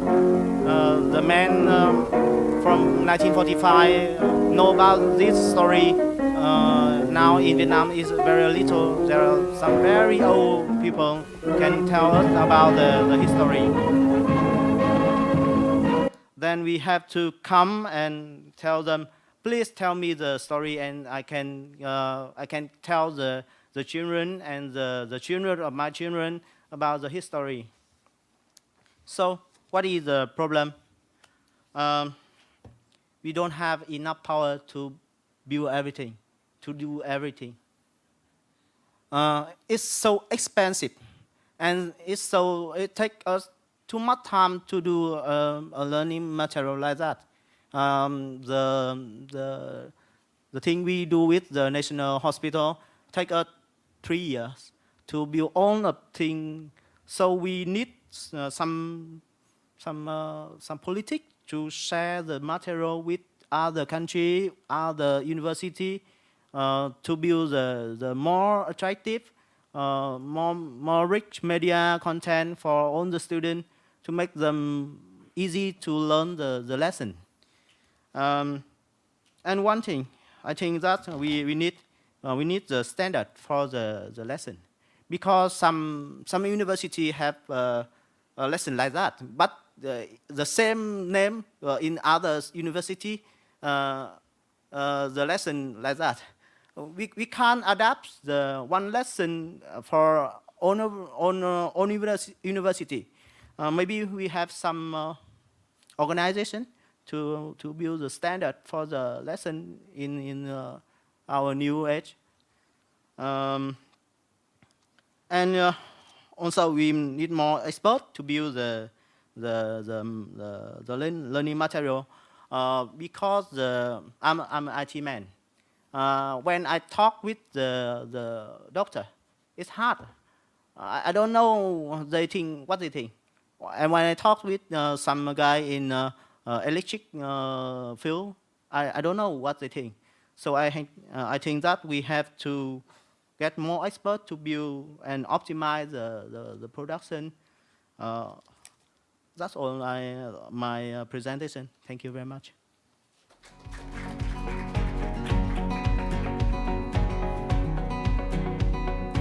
So thank you again, Dr. Huang, for sharing some of the actual contents, and again, thank you very much to our 3 country presentations, as well as the ASEAN story on the regional efforts, and sharing with their authentic insights and experiences. We still have an array of presentations prepared, but before that, I would like to spare some time for us to freshen up. So we will be having a quick 15-minute break. So the time now is 8 minutes past 4 o'clock in Korea. So we will begin at 4:25. So if you could be back here 5 minutes before the beginning of the second part of the conference, that would be very grateful. So thank you again for your attention and see you again soon. Thank you.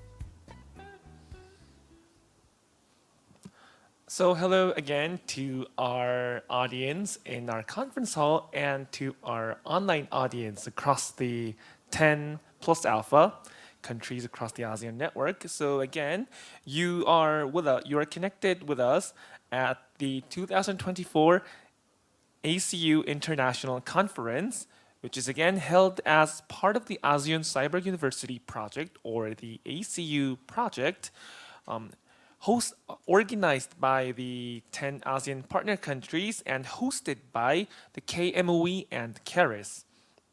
So just to remind you again, we have been collecting questions and comments about the presentations. So you can always go back to our online forum and leave your questions even after the presentation has been finished. So to move on, the next set, we have another set of country presentations, which will this time focus on best practices in the ASEAN higher education. As I've introduced earlier, the ACU project currently is being implemented with a focus on the open educational resources platform called the ACU OER platform. And part of that is to invite and operate different universities or institutions to operate their courses online. So our first example comes from the State University of Makassar, Indonesia.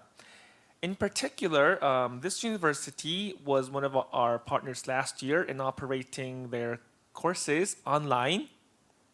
And they will share with us how these kinds of learning components, such as the ACU OER, have been utilized in their environments. So ladies and gentlemen, please welcome Assistant Professor Selwa Mawarni with a warm round of applause.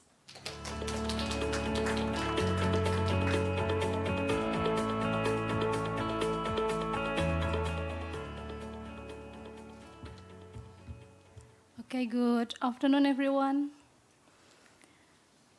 Thank you for the time and opportunity that given to me to present my presentation today. And I respect to all of the committee and all of the participants of 2024 ACU International Conference. And I come from Indonesia. Indonesia is the member of ASEAN also, and Indonesia have approximately 17,000 islands, and also the population more than 282 million people.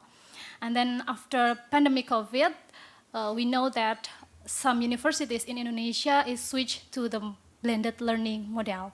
Blended learning model, it means that we combine in-person and also online learning. So the presence of learning management system is very, very essential in our country.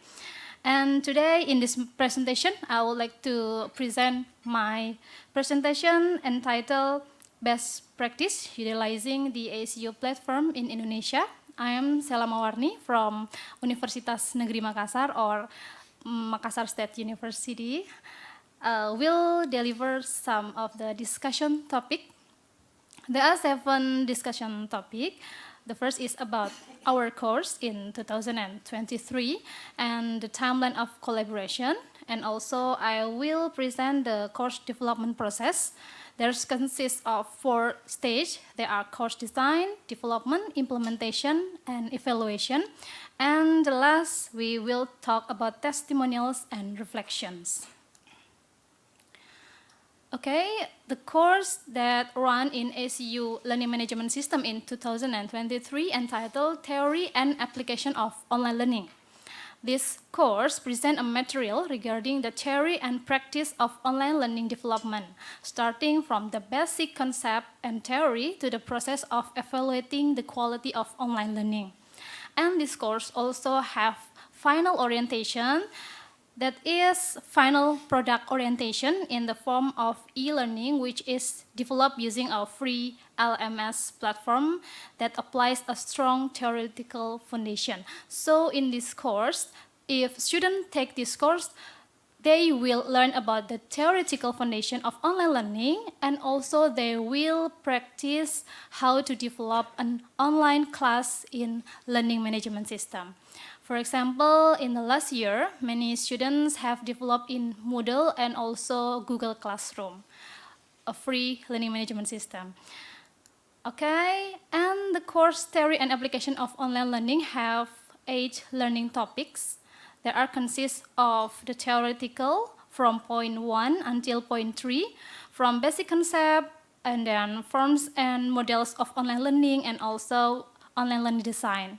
And after that, we also have a practical material entitled Basic Setting in a Learning Management System, Developing Online Learning Content, Identify online learning resources, and also identify online learning evaluation tools. And the end of the course, they will learn about how to evaluate the quality of online learning. So we hope students that take this course can evaluate their developed class, their developed online class, or the online class that they have developed. Okay, and then this is the timeline of our collaboration from ASEAN Cyber University with Universitas Negeri Makassar. We start it in June 2023 with the proposal submission, and we are very happy to have the opportunity to this collaboration. And then after that, ACU give our orientation in August 2023, and then the implementation duration for this course is from September to December 2023, that based instructor pace. And then the evaluation is on December 2023. And this is the stage of course development, consists of 4 main stages. The first is design, development, implementation, and also evaluation. The design phase is focused on create a learning plan and identify LOM or learning object material according to the learning outcomes. And then the development phase, we focus on developing learning object materials and also compiling it into the ACU platform. And then the third is implementation.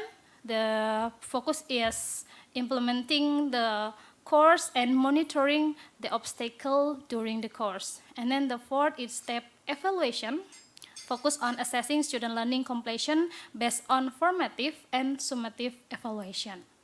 Okay, more detail about course design. At this stage, a program map is created to explain the target of learning object material needed for each topic according to the learning objectives. So before we develop our course, we need to plan or design what is the main topic, what is the learning objective, and how to prepare students with a good material through break down the learning object material. So if you see the slide, learning object material is break down from the learning objective. So we have to make sure that all of the learning object materials such as module, video, etc. can support students to achieve learning objective. And then after design step, we go into the course development. This is a step that we can create or we should develop a learning object material that we mentioned in design phase. There are 3 learning object material in general in our course. The first is in the form of a e-module, and then the second is micro video, and the third is infographic. For e-module, it's containing learning objective, materials, and also enriched with interactive quizzes and also video. So we hope from this e-module, students can learn individually before they access other learning objects.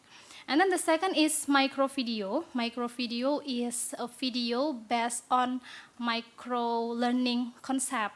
So the video just have length or duration about 3 until 5 minutes.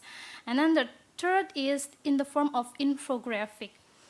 This infographic is delivered in every each topic. So it's containing the conclusion or the main point from the topic. So students can learn easily from one slide infographic to understand deeply about the material. And then this is still about the development stage. The development stage is not only develop learning material, but also we also focus on course setting. There are several or some important settings that should we do in ACU platform. The first is about the schedule and details, and the second is how to set the grading assessment, because there are evaluation, formative and summative, so we should mention the grading assessment. And then this is the course outline self-checking. The table is to make sure that every component that student needs, we have developed it well. So we can define 4 learning components like preliminary info, introduction, presentation, and evaluation. Each learning component has own function. So to support this function, we should have subcomponent, and this subcomponent should be in the online class or in the course. Like course should have course description, lecturer profile, learning guide, etc. until formative and summative evaluation. All of these subcomponents, it means to support students to learn better through our online class. So the subcomponent with complete subcomponent, it means better than only a less subcomponent. And the third phase is course implementation. In this course implementation, we can group into 2 roles. Roles for students and roles for instructor. Roles for student is every student who takes this course should access all of the materials and all of the activities that provide in learning management system. And role for the instructor is to monitor during the course period from September to December.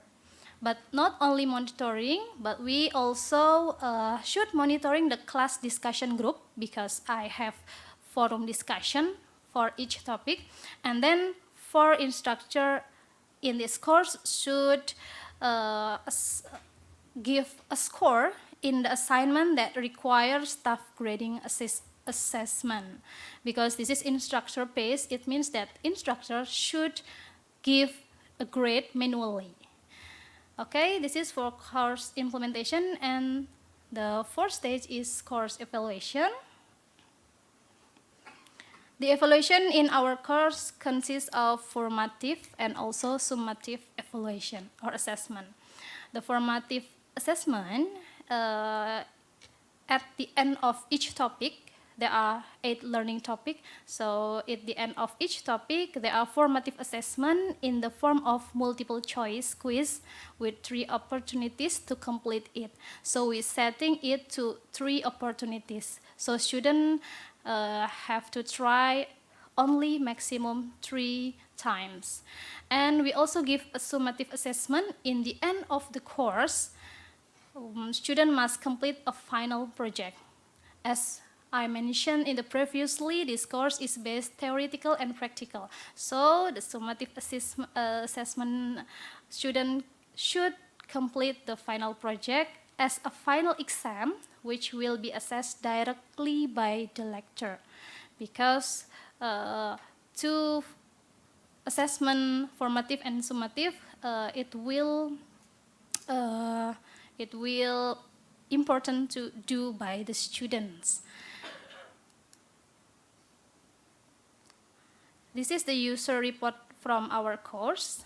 The total student enroll is 45 students. And then the students with average assignment scores above standard, 28. It means a student who have high average score is to 28 but not all of them complete the final exam. So the students graduated just 22. So if we transform into the presentation, the graduation rate is on 79%, and it's still good enough. Okay, this is 2 testimonials from many students that take this course. Maybe we can see or we can hear. Hai, saya Marsita Azara, mahasiswa Teknologi Pendidikan Universitas Negeri Makassar. Selama saya menggunakan LMS ASEAN Cyber University ini, menurut saya tuh ada pertama, jelas, kedua, terkontrol, dan yang ketiga itu menantang. Jelas karena di LMS ASEAN Cyber University ini menurut aku fitur-fiturnya itu mudah dimengerti, mudah dicerna, dan kita jadi lebih mudah lah ya menggunakan belajar tentunya di LMS ASEAN Cyber University. Okay, and in this one, Raihan. Hai, saya Muhammad Ran Fajar Hamudin, mahasiswa Teknologi Pendidikan Universitas Negeri Makassar. Pengalaman saya dalam mengikuti online course mata kuliah e-learning di Learning Management System Acu OR, saya sebagai mahasiswa yang sedang mengikuti program pertukaran mahasiswa merdeka batch 3 di Palembang yang sangat jauh dari kampus saya berasal, tentunya saya sangat terbantu. Materi yang ada sangat mudah sekali saya pahami dan tentunya memberikan wawasan dan pengetahuan yang sangat mendalam terkait mata kuliah e-learning. Fitur-fitur yang ada dalam Learning Management System Acu OR sangat mudah sekali dioperasikan bagi saya yang baru pertama kali menggunakan. Okay, in the general, both of them say that ASU platform is easy to use, and then ASU platform can help them learning individually or independently. And then for the reflection on using ASU LMS from our universities, Universitas Negeri Makassar, there are 3 main points. The first is user-friendly. User-friendly, why? Because students can operate ASU learning management system well without any problems during the learning process. And the second point is flexible. Why flexible? Because ASU learning management system can be accessed anytime, anywhere from various devices. And the third is course customization. ASU learning management system allow me as instructor to design and organize the learning materials and assignment according to the students' need without any problems. So that's the end of my presentation. I hope it will give many insight for all of you here. Thank you so much.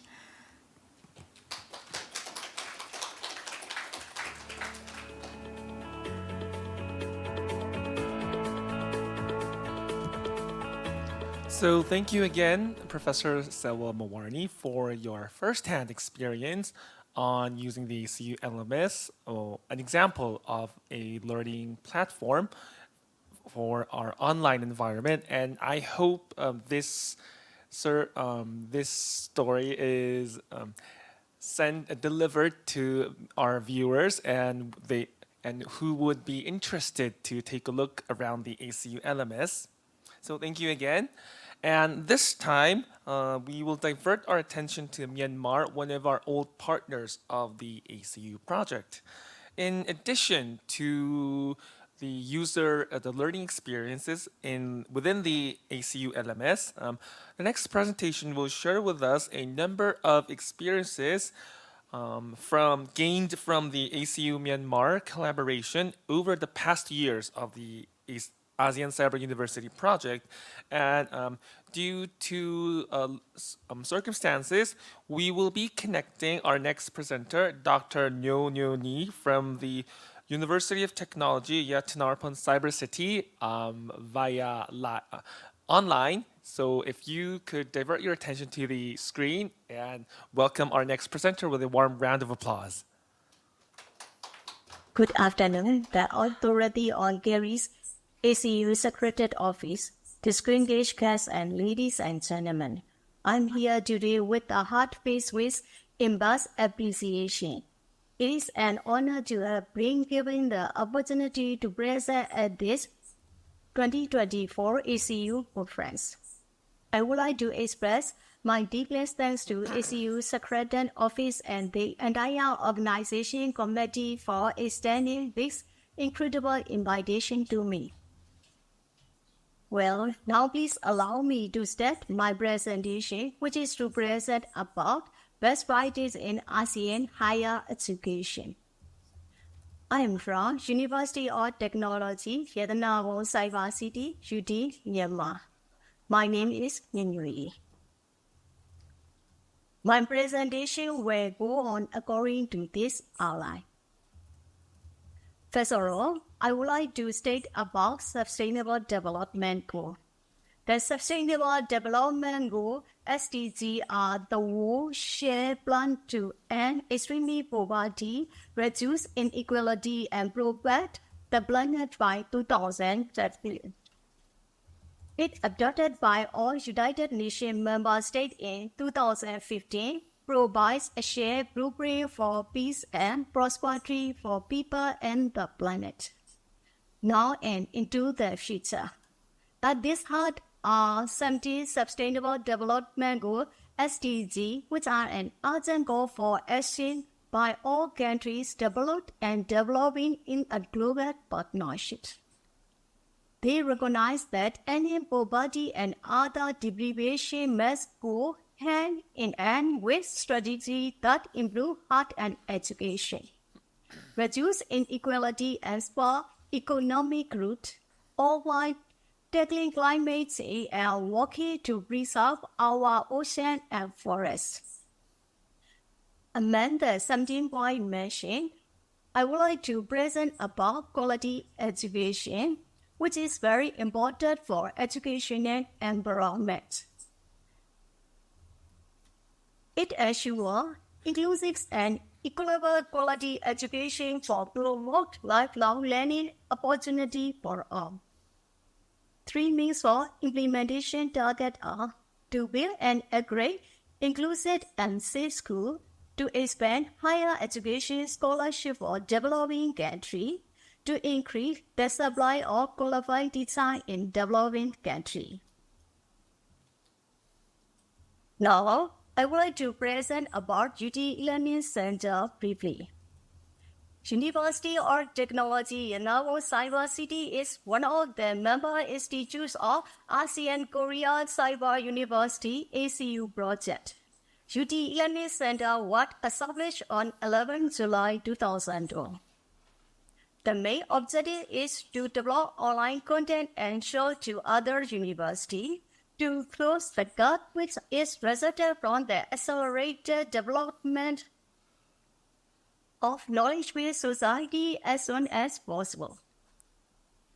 The main aim is to involve stakeholders in an education community of students and teachers in order to share experience of how technology enhanced learning can be used to strengthen individual, organizational, local, and regional development.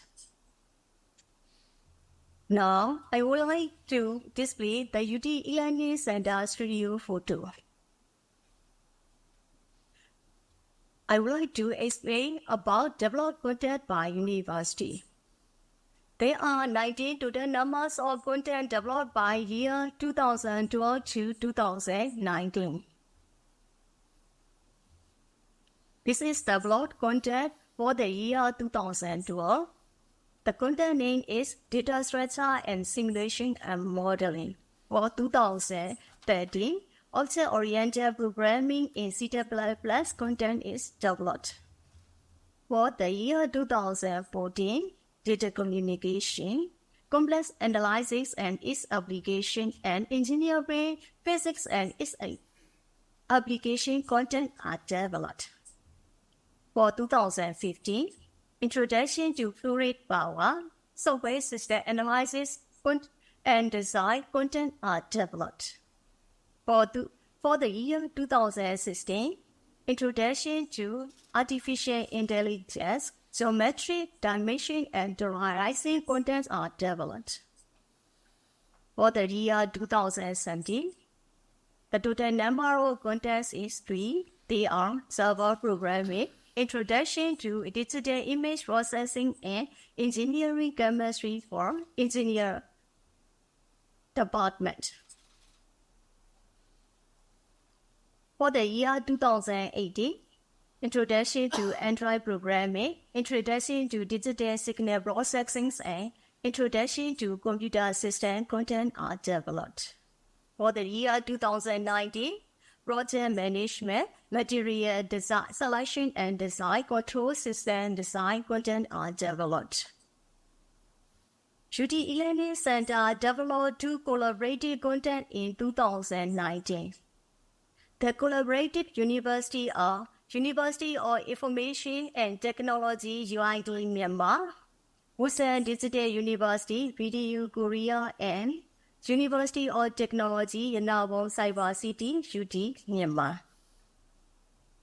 Now, I would like to explain about collaborative content.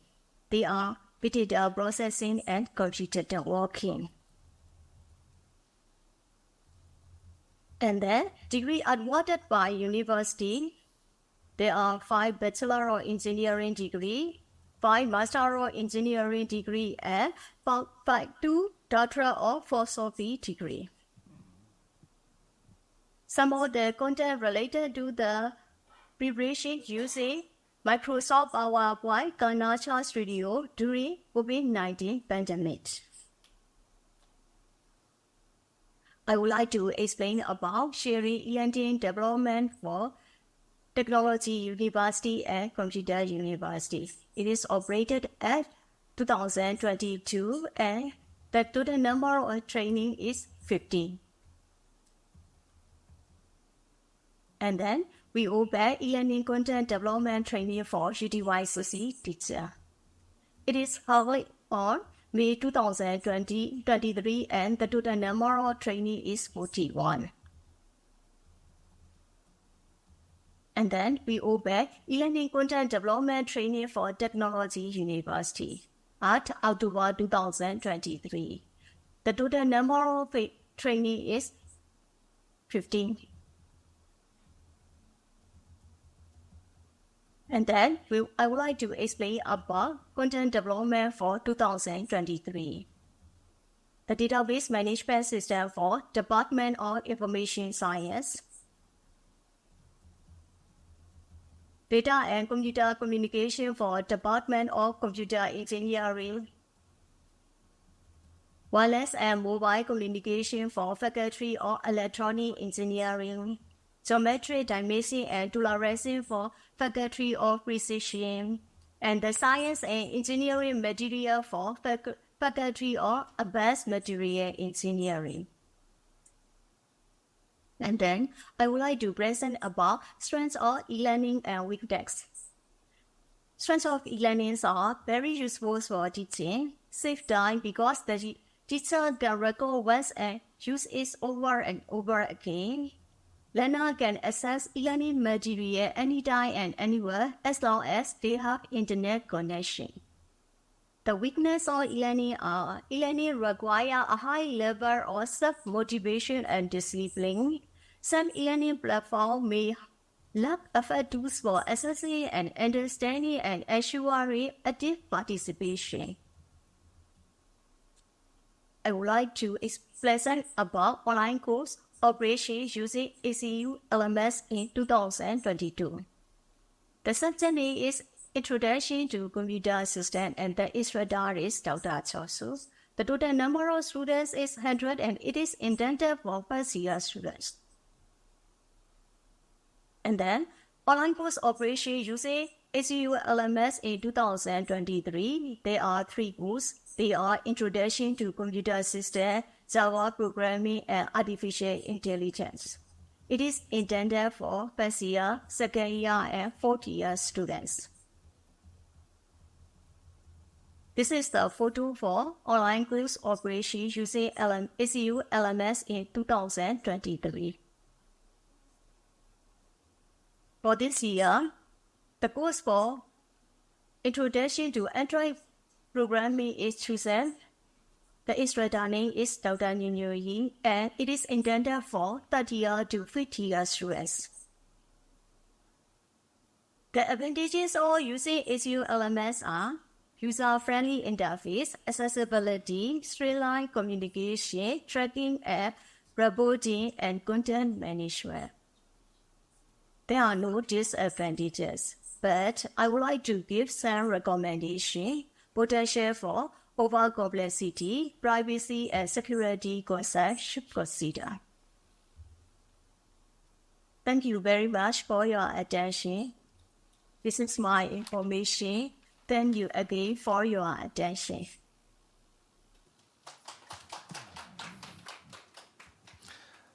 So thank you again, Professor New Ni, for staying connected with us from your local environment. And so we've had about 5 individual country presentations. So this time, I'd like to invite you to shift our directions to take a look at a more broader topic, a common topic being explored by the common ASEAN region.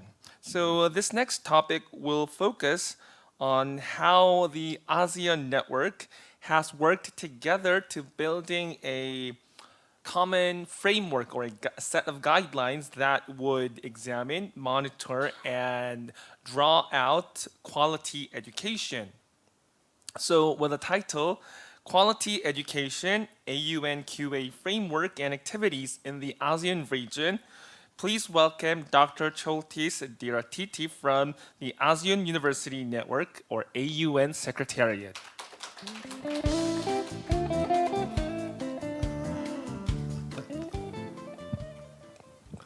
Thank you very much. I got 10 slides, but the slides that I gave you in the Zoom link is up to 60 slides. So the details are there. But I will talk only on 10 slides. And my message can be summed up in one sentence, which is, when we talk about the quality standardization of our higher education, particularly in the ASEAN higher education sector,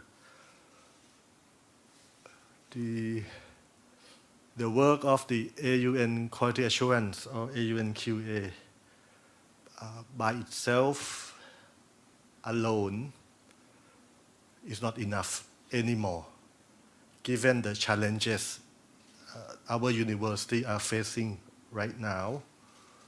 AUNQA is in itself alone is not enough to uphold the quality improvement within our educational system.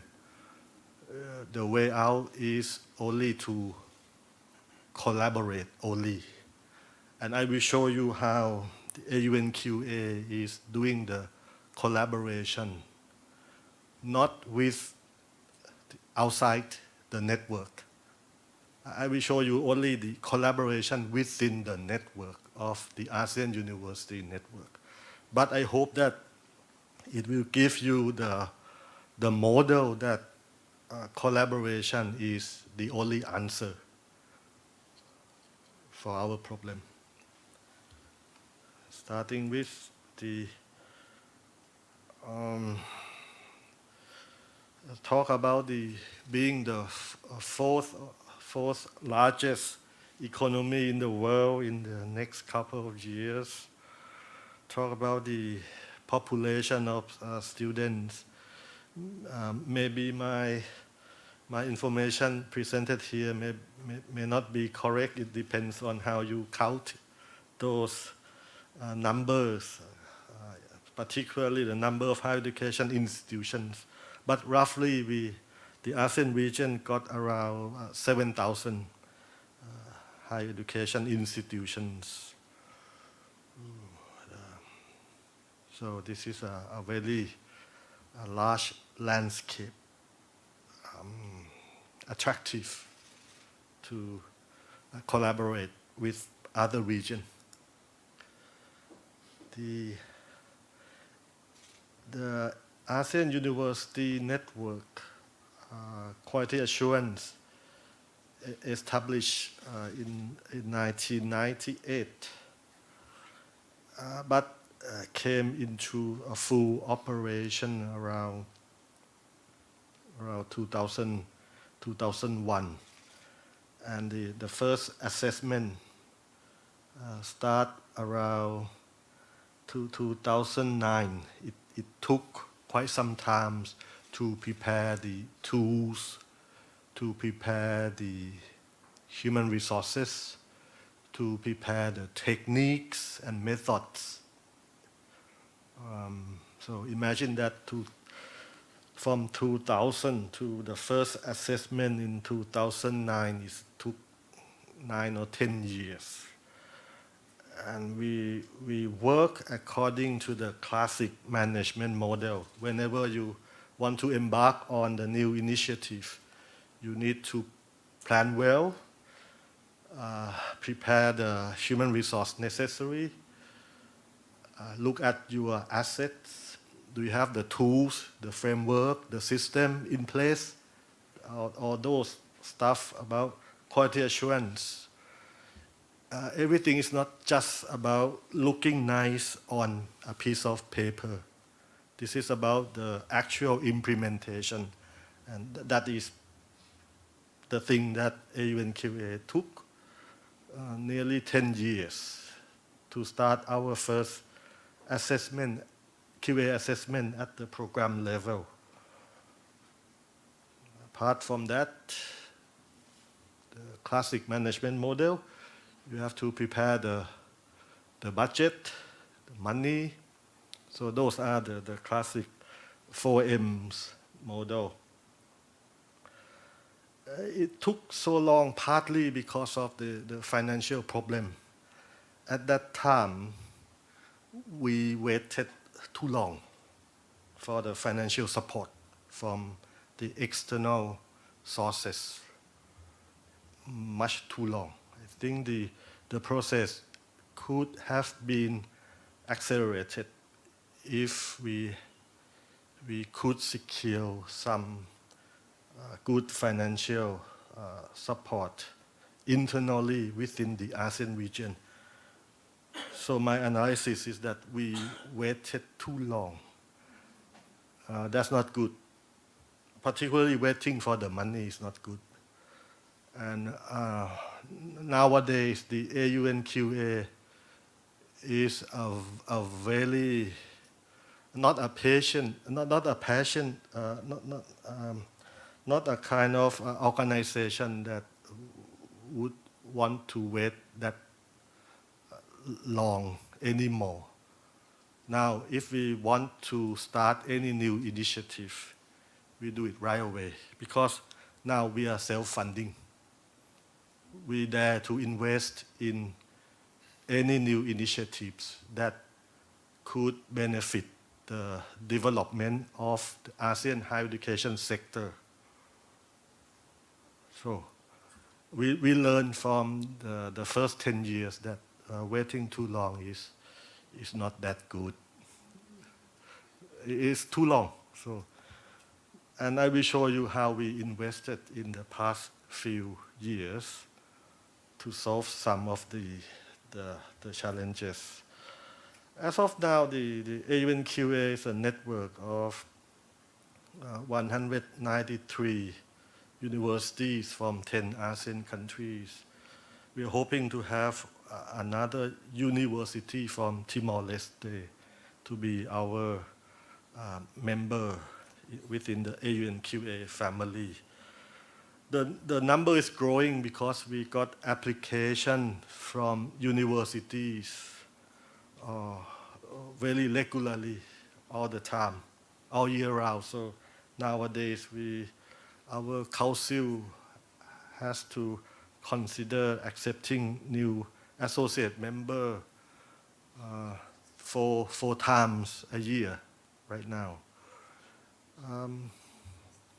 The Philippines is now top of the chart.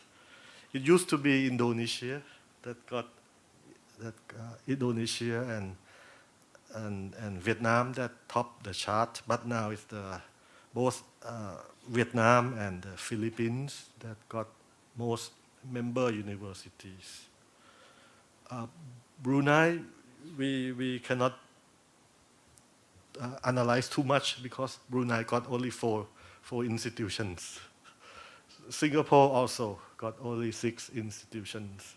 But for Singapore, we have AUNQA has 2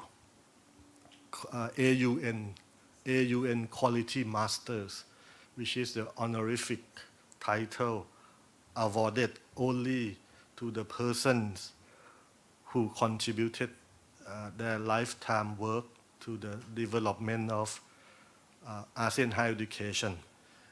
And the whole network, we got only two quality masters, both of them are Singaporean. The Board of Trustees just awarded this title last July. So Singapore, small number, but huge contributions to the development of quality standardization in the ASEAN region. We have assessors. You may take a look. Nearly 30 years. AUN got only 183 QA assessors, 67 lead assessors, and 116 junior assessors. It's very tough being the assessor under the AUN QA. Quality control is very strict, rigid, rough. My daily job is a dirty job, which is to say that, this assessor is no good. I don't want him or her anymore. That's my job, my regular job for the AUNQA. We take quality control of our assessor seriously. Otherwise, we could not stand like we are as of now in the region. The development took quite some time. We developed the framework, then the tools we call criteria, and every 5 years we revise the criteria. In 2016, we developed another framework for the assessment of institutional level, quality assurance at the institutional level. And then we revise, and as of 2024, we come up with a new framework on the internal quality assurance, IQA. To cut the long story short, when we talk about the quality assurance, there are 3 levels. At the bottom level is the quality of your degree programs, the study programs. That one we look after by quality assessment at the program level. At the top is the quality assurance at the institutional level, the university level. The heart is at the middle. Our dream is that AUNQA one day should be obsolete, exist no more. That's our dream. To achieve that dream is the middle part, which is the IQA, internal quality assurance, meaning that each university got their own internal system to look after the quality standardization of both the university and the study program. And that you don't need me anymore. You don't need AUNQA anymore. You go on to do something else that I will show you what something else should be apart from this QA thing.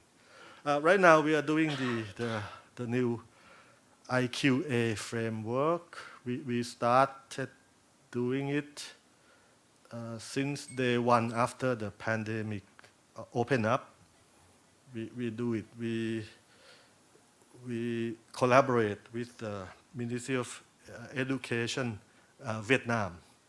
We use the Vietnam higher education landscape as a breeding ground to set up our IQA framework. We work from the landscape of Vietnam. As I mentioned earlier, we don't plan on paper. We plan on the actual situation, use the actual ground to build up, to test our hypothesis, to analyze the problems, to come up with the analysis of all the vicious circle involving higher education development towards being the world-class education.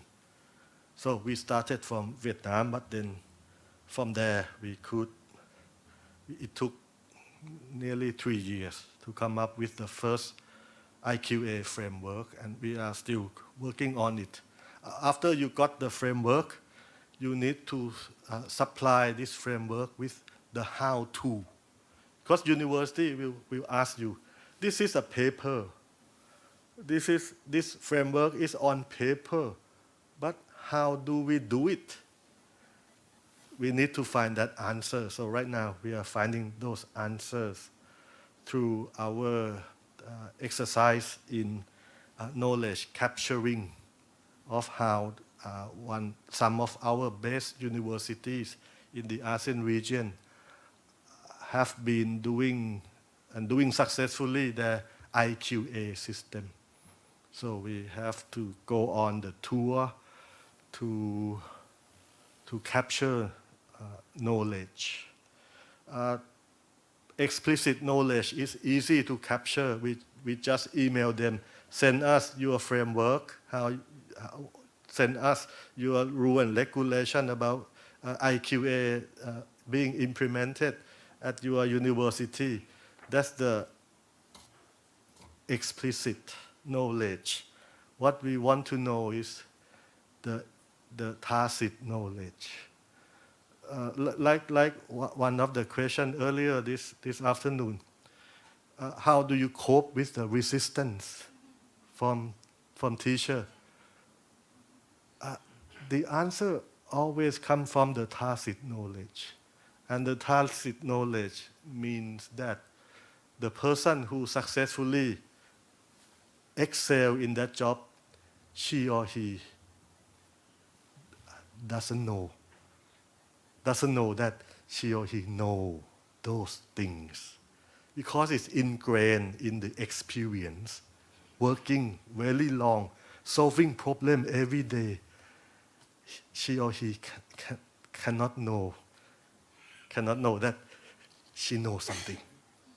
And that's our team job, to dig into that tacit knowledge and get the answer how to set up and maintain the IQA practices in your university. This will take a bit of time, but it is a valuable exercise. So this is what I want to elaborate. That I mentioned earlier, that my main point in my talk today is that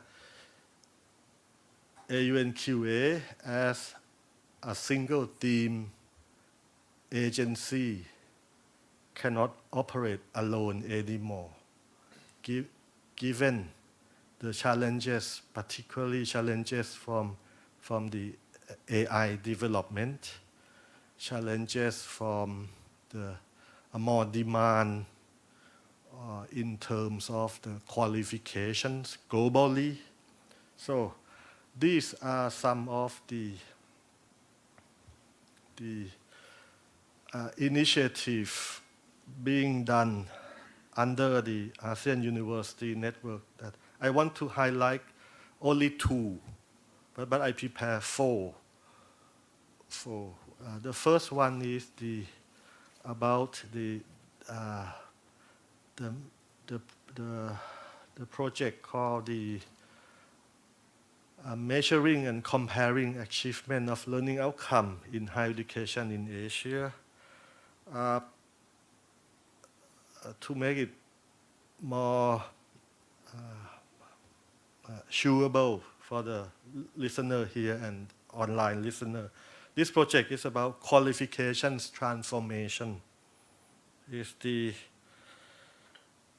our collaboration with our European partner called the Tuning Academy in both Deusto Center and Groningen University Center. We started this project in 2016. The first phase ended in 2019, and this is the second phase that just ended early this year.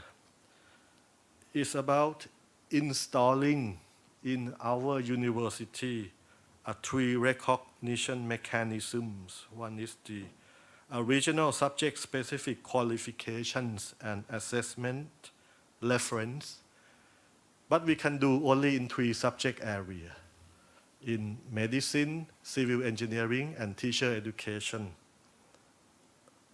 What is it? This recognition, this qualification frameworks, it's about having the degree program that comparable between, Tuning Academy is about comparing from Europe with Asia, with Africa, with some part of America, South America, including even Russia, Africa, the Middle East. This is the work of the Tuning Academy. So under this project, we are having our degree program comparable in the global scale. And not only that, remember, it's on paper, it's not good if it's only on paper. There's 2 more mechanisms that need to be in place. One is the student workload measurement.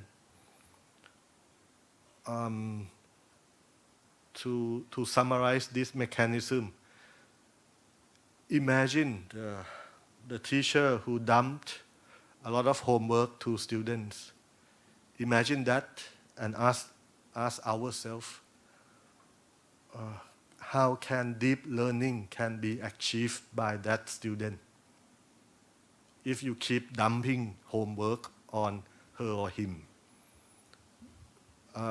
Talent student can be, the talent will be diminished easily by this kind of shallow learning. We need deep learning. To facilitate deep learning, you need to respect student rights to rest, to have time to rethink, to reflect on what they have learned. That is the key word. We need deep learning if we want to develop talent. So this workload measurement is the main key mechanism in order to achieve this recognition of degree program. Imagine how horrified the European students who wanted to do a 1 semester or 1 academic year in university in ASEAN and search in TikTok, found that don't come here. They dump a lot of homework for you. You have no time for your study life balance. Imagine that kind of reputation that we are unknowingly generated. The third mechanism, the first one is on paper. The first one on paper. The second one is for real. We need to calculate the student workload and make a proper learning assignment to each student in order to achieve deep learning. The third mechanism is about they term it authentic assessment of learning outcome. In Malaysia, they have another similar term.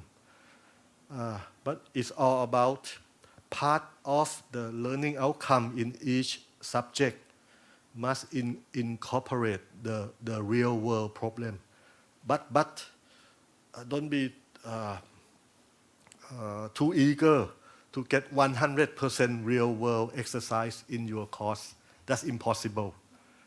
It must be mixed of between theoretical assessment and the real world assessment. Find the good balance, prepare the student to be job ready in the future. And we call that the authentic assessment of learning outcome at each course within the degree program. This initiative under the Tuning Academy is not about the top level, the program level. It's about going deep down to each course, taught course or lab course deliver to students. It's not about the top level of the institutions or the degree program. It's about how you engage the learning and teaching with a student. Why we need to do this? We want the comparability, make the degree program that our university offer comparable. We need to accommodate the recognition of that degree program. And if this could be achieved, we can promote intra or inter-regional student mobility. And at the end of the day, we could increase and enhance internationalization of ASEAN higher education.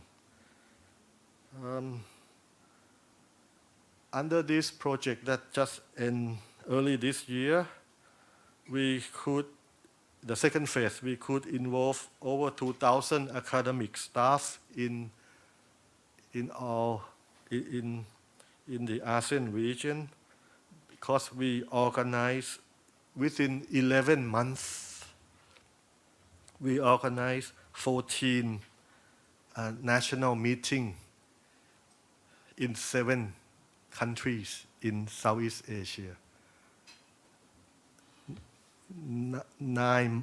11 months, 14 national meetings. The work led by my first officer, who is also here. That's why we could involve 2,148 academic staff, 29 government agency representatives, 147 employers, and 935 students within 11 months. When we want to make something happen, you need to involve the widest possible number of people, spreading through many countries in Southeast Asia. Altogether, it's over 3,000 participants engaged. And in this number, we involve 348 universities and institutions in the whole region. Also, we involve experts from Europe as well. Altogether, it's around 22 countries involved in this initiative, but mainly from ASEAN region. And next week, I'm going to help in rolling out this initiative. Now it's actual now. It's an actual mechanism.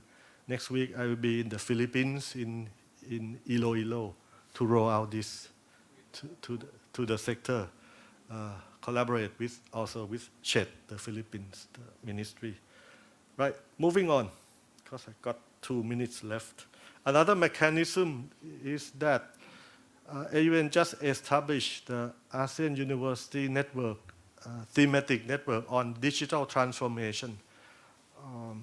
By the way AUN is doing their job is not mainly by my secretariat. We have 19 sub-networks of the AUN each one, we call it a thematic network of the AUN. Each one is a subject-specific collaboration. Each one led or hosted by one of our core member universities, except AUNQA, which is hosted by my secretariat. This one is a new network, but actually it's not new. The initiative started 2 years ago, over 2 years ago. At that time, in the past 2 years, 52 universities in Southeast Asia, not only the member of AUN, we also involve interested university from the region. 52 altogether work together from 9 ASEAN countries, work together for 2 years. And this is the product that we could achieve is a framework on the how university can standardize the quality of the digital service that cover all aspects of the digital activity within the universities. This framework is not about creating a new standard in this area, but rather about integrating good practices from the widely already used standards. So you can imagine so many ISOs, a lot of ISOs in this framework. We combine it into a unified framework known as a one platform, one protocol for the AUN community. This framework aims to enhance and strengthen the ICT infrastructure, services, and management to facilitate the overall digital transformation process in the higher education system. The single comprehensive framework, this framework integrates 5 standard categories into the organization of university ICT management. The standard include the set of organization management, the set of project governance, product development, service management, information security management. Oh, I'm over time now. Not every universities are ready to implement all 5 sets of standards. So it's up to the readiness, willingness, and other conditions that university can pick and choose. Because in this standard, there are so many ISO standards within and a good practice from around the world in here. So you can download to see the framework is now available, approved by the Board of Trustees last July. So to end my talk, that is the digital transformation. We also have the AUN technology enhanced personalized learning. Someone mentioned that learning nowadays must use the digital advantage and personalize it to the student. We also have that sub-network led by Singapore Management University. All information you can download from the QR code. And the last one is another network called AUNILO, is the Libraries of ASEAN University Network. You may wonder why it's about the digitalization of ASEAN quality education. These librarians are the people who know the behavior of the learners, because it's their job to serve the learner, from researcher, teacher, academics, to students, even to those lifelong learners, because they provide the knowledge package to the learner. So they know the behavior. For example, they told me that students don't read anything more than 30 seconds nowadays. They know the learner. That's why this network is important in this period of digital transformation for the quality education of our Southeast Asian region. Those just a number. Thank you very much. You can subscribe to more information from the QR code. Thank you.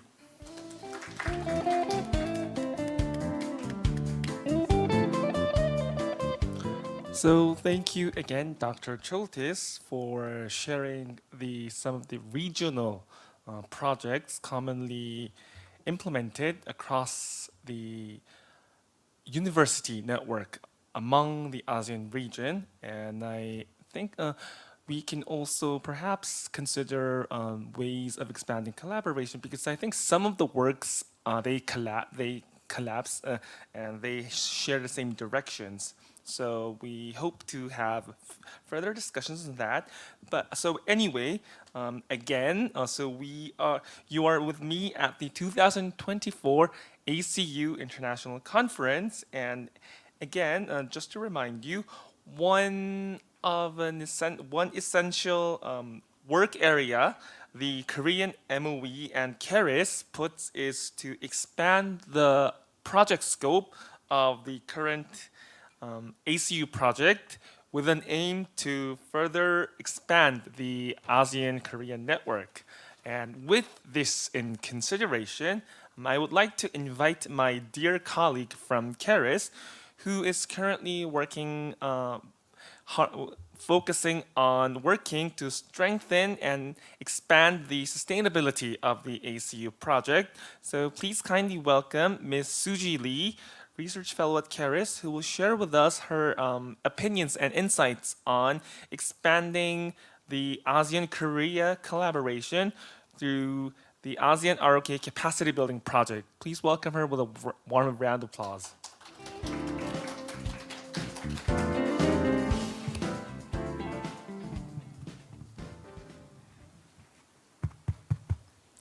Thank you, Mr. Hwan Sun-yoon, for your warm welcoming. I'm Suji Lee from Korea Education and Research Information Services. Many of our participants are already familiar with, and I have been working a research fellow at KERIS as well as ACU Secretariat. Well, I more than welcome your presence on and offline together for today's conference. And luckily, my presentation is the last one. I'm really thank you for your attention and support for the conference presentations so far.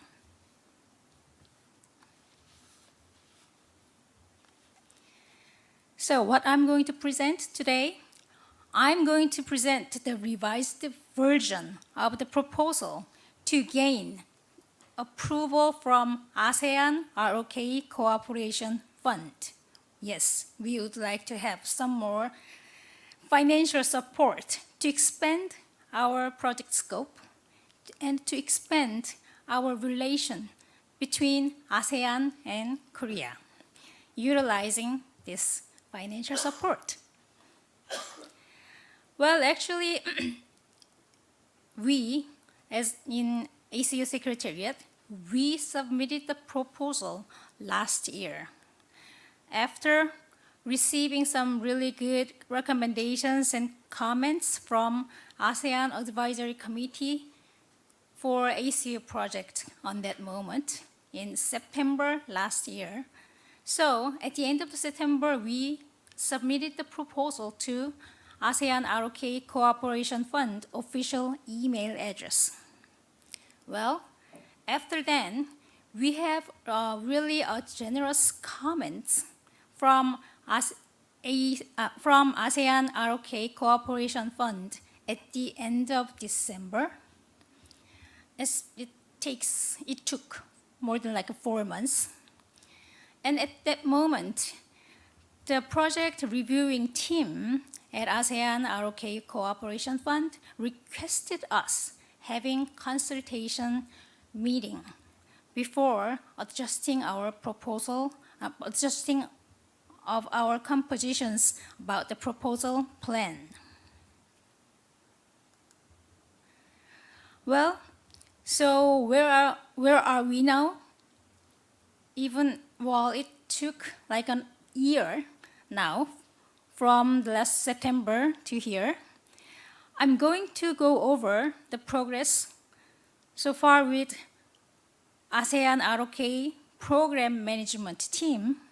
I'm going to tell this team as the team from now on. So when I say the team, that means that ASEAN ROK Program Management Team. Well, it's difficult to pronounce every time a ASEAN ROK Program Management Team. So I'll go over the progress so far with the team and the revised version resulting from the suggestions and recommendations. And at the end of my presentation, I would really like to ask your opinions to enhance and also to obtain the approval from the funding agency. So you will be able to show your opinions while we have panel discussion followed by my presentation. Also, please show your opinions, comments, or questions on the online format as Mr. Yoon once showed you with the QR code. We are really welcome your comments and questions. So where are we now? Let me go over the review and consultations for the proposal.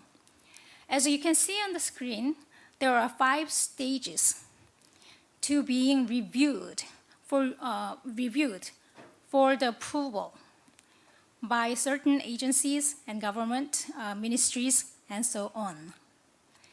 Following the recommendations and feedbacks received during the last year's AACA, ASEAN Advisory Committee meeting for AC project, the ACU Secretariat submitted all the relevant documentation with the application. So ASEAN ROK Program Management Team, the team, provided the initial general feedback at the end of December 23. The approval process, as you can see on the slide, first, when you submit the proposal, then the team will thoroughly review your proposal's objectives and activities, and also the way of composition, which is in line with South Korea's mission to ASEAN. And then when you pass the proposal review with the team, then your proposal goes to Korean government ministries with experts related to your subjects. At this point, at the third stage, when your proposal has been rejected, then you will get a letter of regret by the team at this third stage. But when you pass the third stage, then your proposal sent to the ASEAN community for the approval. As you can see, most of the ASEAN community, they require the consent from all 10 ASEAN member states. So your proposal should obtain 10 ASEAN member states consent for the project. And at this point, also, the team can contact the proponent if we need more adjustment or more specifications regarding our compositions or formulation of the projects. If you pass this ASEAN review, then finally Korean government will approve the project and allocate the budget for you. So for now, where are we? We are still in the second phase, second stage. Well, the team stands for ASEAN ROK Program Management Team, which composed of officers from Korea and also the officers from ASEAN Secretariat since year 2016. And the team focuses on how the project objective and activities are in line with Korea's mission to ASEAN. After the review by the team, the ROK reviews proposal with reviewing committee involving relevant ministries and experts. At this stage, the team informs proponent and ASEAN Secretariat of Korean government's decision. The team may contact proponent, as I told you before, if further revision or clarification are required, and the proponent should revise the proposal, of course, accordingly. The proposal obtained the endorsement of ROK. Should ROK preliminary review will be sent to ASEAN Secretariat for ASEAN review and the internal approval process of ASEAN. Actually, that process takes at least 3 months for single sector project, but more than 4 months for the cross-sector ones to attain approval from Committee of Permanent Representatives of ASEAN Community. So the process, the fourth stage is going to be followed by Korean government approval later.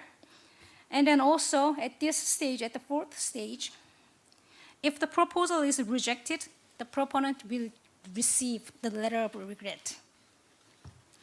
Well, as far as I remember, this AKPMT, the team, publishes the report of resulting how many project proposals they have been received on year 2023, and then how many are ongoing, and how many were rejected.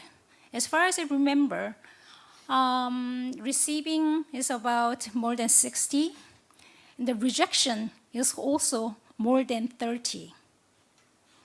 And then I guess about half or about like 25% or 30% of the receiving, I guess that's a continuous one, which started even before year 2022, because usually the project period goes with 3 or 4 years. So it seems to me that in year 2023, there were not much new project has been submitted to the team for gaining the approval.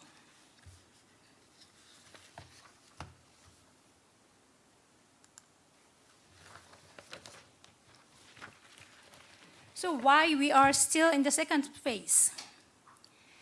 At the first consultation requested by the team took place in February 2024 this year, during which the discussions centered on the outputs and the outcomes and the overall impact of the proposal components.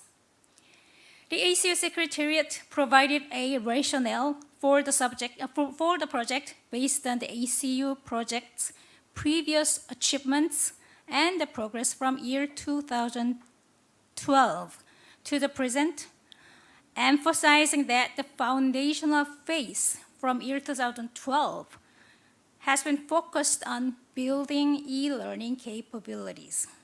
Also, this stage, foundational stage, has been or ended up with the culmination in the SUM Ed +3 agreement of year 2021, where the collaborative operation of an online curriculum based on ACU platform was endorsed by both ASEAN and South Korean government. The second phase, as we suggest on our proposal, which will start if the schedule goes what we expected, then the second phase may start in year 2025 and will focus on developing and operating an online curriculum in partnership with South Korean universities based on ACU platform, accompanied by capacity building efforts for ASEAN experts, including subject matter specialists and instructional support professionals. As we had previous presentation today, in online course, in online learning, yes, the depth of the contents and the accuracy and the current status of the content is important, but also the way to present the contents with the instructional design is also important for making more students engaged into the learning process and learning achievements. So,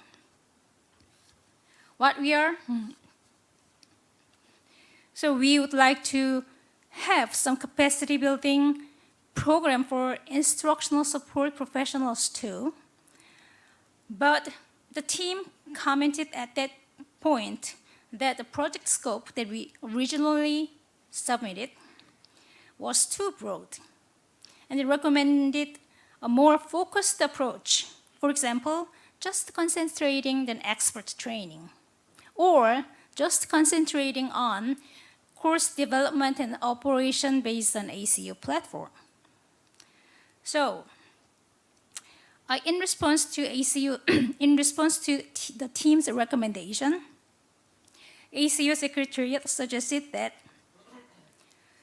initiating institutional level cooperation between ASEAN University and Korean University could serve as a starting point for later multilateral operation of course recognition, credit transfer, and credit exchange, and so forth.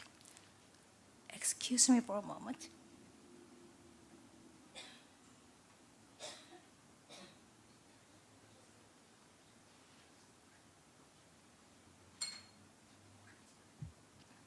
Sorry for my tight sore throat. So well, the second consultation actually took place in April this year. And then during that consultation meeting, the team suggested that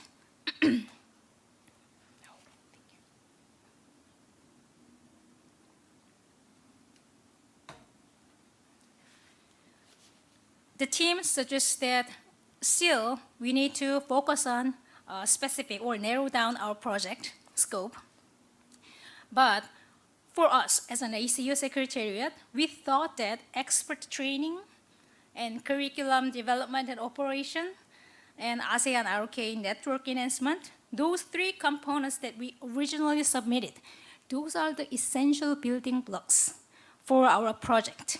So we decided at ACU Secretariat that we would like to defend our opinions to the team. But the thing is that it wasn't that much persuasive, I guess. So the team still insisted us to narrow down the project. So, as you can see on the slide now, originally we proposed that three main area of competitions. First, expert training, and the second, support for enhancement of online education program. That means that developing and operating online courses with the quality assurance. And the third is a platform enhancement as well as governance that we could have for the project monitoring and for project enhancement.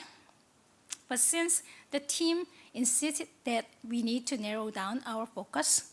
So what we revised is this one with this red square part. Well, after we revised the components, I'm going to explain a little bit later. The title, the duration should be something that will be adjustable as the progress go by. So the duration, 4 years, and implementing, organization, and objectives, all these are the same, but only the composition, scope, have been narrowed down following the suggestions of AKPMT. Well, from the next couple of slides is about project background and the ACU project history and regionally why we are focusing our project in ASEAN region. Those are the same thing that I already presented a year ago, so I'm just skip this part, and I will have you to dip into the revised version of the composition.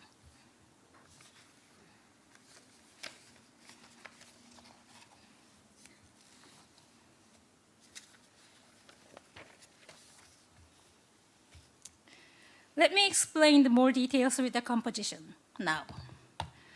The revised composition are composed of 3 main activities, including course development based on the ACU platform, and course operation based on ACU platform, and finally, the enhancement and administration of ACU platform, because ACU platform is the backbone which will implement and which will enhance, which will realize the first 2 components realized first 2 components.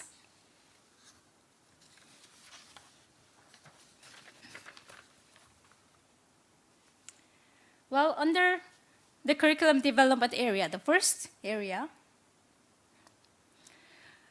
we suggested the online course development by ASEAN focal universities nominated by SOMED with partnering Korean universities. Each curriculum is designed as a micro-credential program containing at least 5 semester-long online courses on ACU platform. Subjects for individual micro-credential program will be assigned or will be selected after the demand survey, which will be scheduled on early year 2025. And as the project management perspective as an ACU secretariat, we proposed a 4-4-2 support system in the project proposal outlining a phased approach for collaboration with focal universities. That means that in the first year, the secretariat, ACU secretariat, wished to work with 4 universities, followed by another 4 in the second year, and remaining 2 in the third year. The initial 4 focal universities are recommended to be from CLMV states, CLMV countries, and the next 4 from IMPT countries, and the final 2 from Brunei and Singapore. This 4-4-2 system is not coming out of nothing. It is informed by the findings of the ASEAN focus group interview conducted in year 2020, which assessed the level of awareness and the readiness of universities in ASEAN in the area of open educational resources and massive open online courses and the learning management systems. These are a little bit. And then, as suggested by previous AACA in year 2022 and 23 both, there will be a quality assurance with cooperative effort with AUN, because AUN has been a professional agency which has involved in the quality assurance work for ASEAN universities. But well, the Dr. Chotis mentioned before, nowadays AUN is not enough.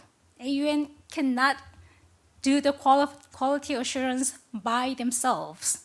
So it should be a collaborative way. It should be based on cooperative way, based on ASEAN member universities and also the Korean universities, which has an experience, especially Korean cyber universities, which had more than 30 years of experience about quality assurance for online courses. Of course, Korean cyber universities, their targeting users are a bit different from ASEAN audiences, because the cyber universities in Korea, they usually target their learners for adult learning, the employees who are being employed but would like to reskill and upskill their professional skills. But for the targeting audience of ASEAN, when I found out with the discussion with AUN that mainly students, graduate school students or undergrad students who wish to access to more higher education environment and higher education courses, right? But we could learn the perspectives from Korean cyber universities, how they developed their QA process and then how they worked for keeping their quality education, quality of online courses for 30 years. Well, as a matter of fact, ACU Secretariat has started dialogue with AUN in terms of quality management last year, but since the proposal has not been approved yet, so our conversation has been stopped a couple of months ago. But we would like to restart the conversation about the cooperation regarding the quality assurance soon with the AUN professionals.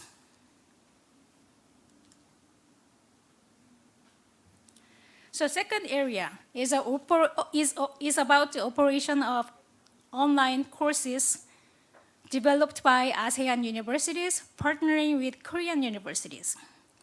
But the program that they will develop will be a micro-credential program consisting of at least 5 online semester-long courses. These courses will be operated by ASEAN universities as well as interested Korean universities. Each programs and courses are subject to credit recognition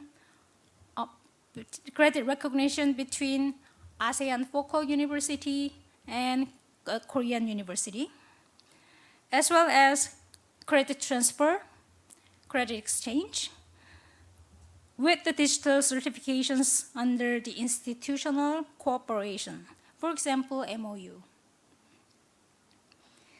This bilateral cooperation between ASEAN focal university with Korean university will expand to the multilateral cooperation among interested ASEAN university and Korean universities later. As of now, even though the team, AKPMT, the team recommended multilateral cooperation at the beginning of the project, ACU Secretariat will insist bilateral way first, expecting multilateral way later. Well, if you can inform us of how to start multilateral cooperation at the beginning of the project stage, please let us know how to implement the way, how to make sure the implementation.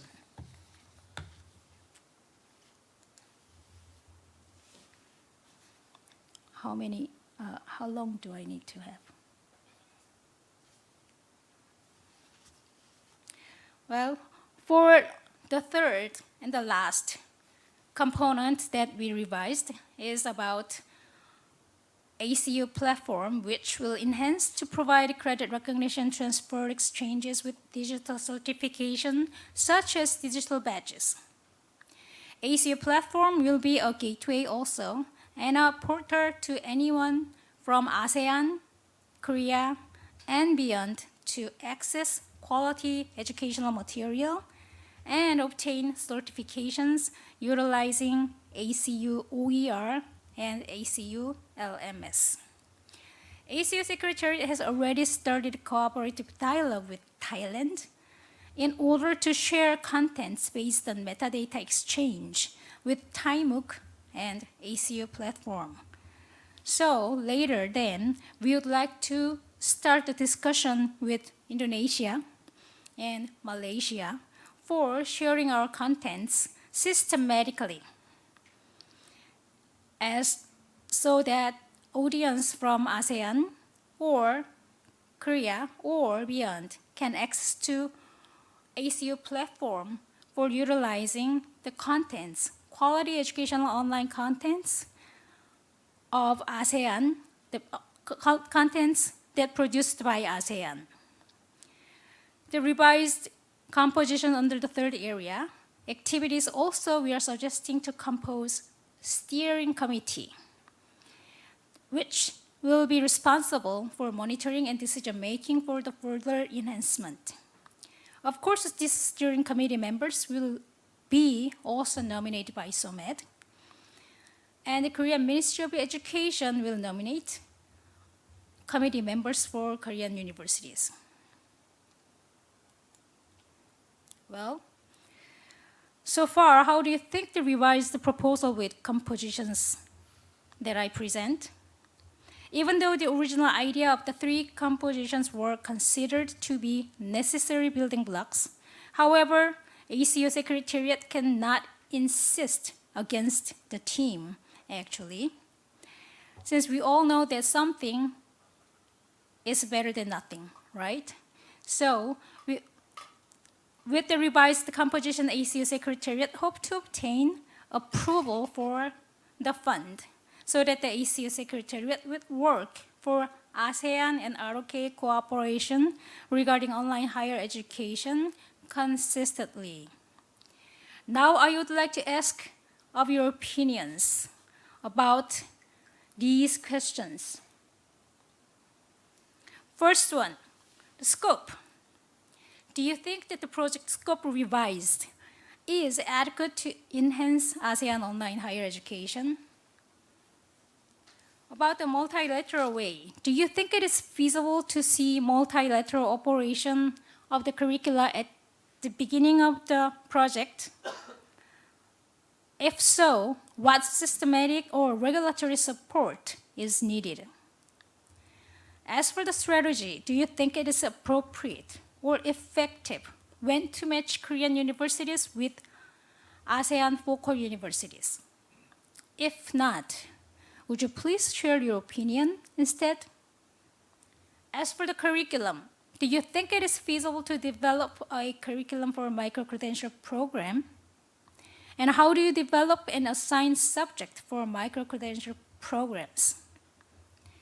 About the compositions themselves, how do you think these three composition areas are reasonable and effective? And for the matching strategy, do you have any other idea of selecting or matching Korean partner university with ASEAN focal university? And for 4.2 support system, do you think the allocation of development and operation of curricula by 4.2 system is effective or efficient? And about OER, how can ACU platform work as contents gateway of ASEAN?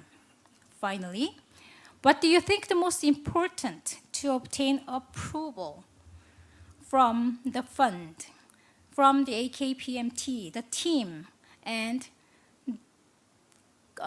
permanent resident of ASEAN representatives? Well, these questions are not the questions that you can show are not limited to these 9s. The answer could be you can ask more questions beyond these 9s. So please have your opinion or have your question or comments on that mobile program that we showed you before using a QR code.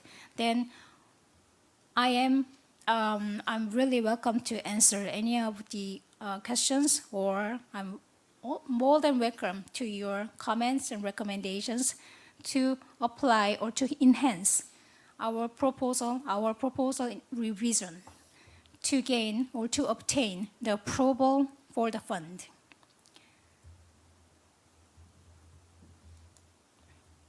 Or if you don't have any time, if you don't have any time until the panel discussion is over, then you still have a way to reach us with this email address. So whenever you have an idea of revising the composition or any other questions, then please let us know using this email address anytime. Anytime, if you'd like to, don't hesitate to contact with this email address. Thank you for my presentation, and then I do hope you learn or you gain lots of insights from the previous presentations about regional effort as well as national or institutional level efforts on digital transformation of ASEAN. Thank you so much.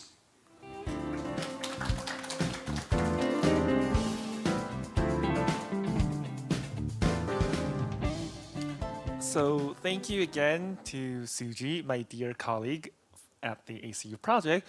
So the current time in Korea is about 9 minutes past 6 o'clock, but considering the number of questions that have been uploaded and the eager faces of our audience who want to share their comments, I think I have no choice but to allocate roughly about 30 minutes to answer the questions and comments that have been uploaded throughout the session. So while we prepare our panelists table, so please spare us a couple of minutes.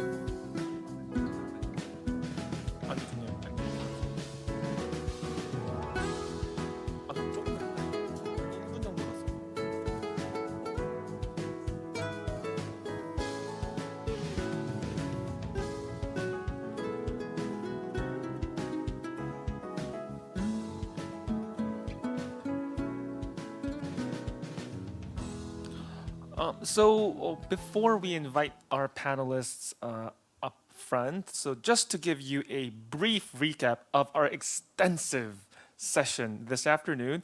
So we began with Dr. Roger Yap Chow Jr.'s examples on some regional efforts that sought to build a common goal. And at the same time, he also stressed the importance of learning from individual country examples, and which was why we've had a number of country examples from which began with Dr. Shamimi Ariflim from Brunei, and the example of the Cambodian Cyber University Network in higher education from Mr. Yuvirak. And then Dr. Nguyen Duc Hoang shared with us a number of real-life examples of some of the newest learning resources developed in Vietnam.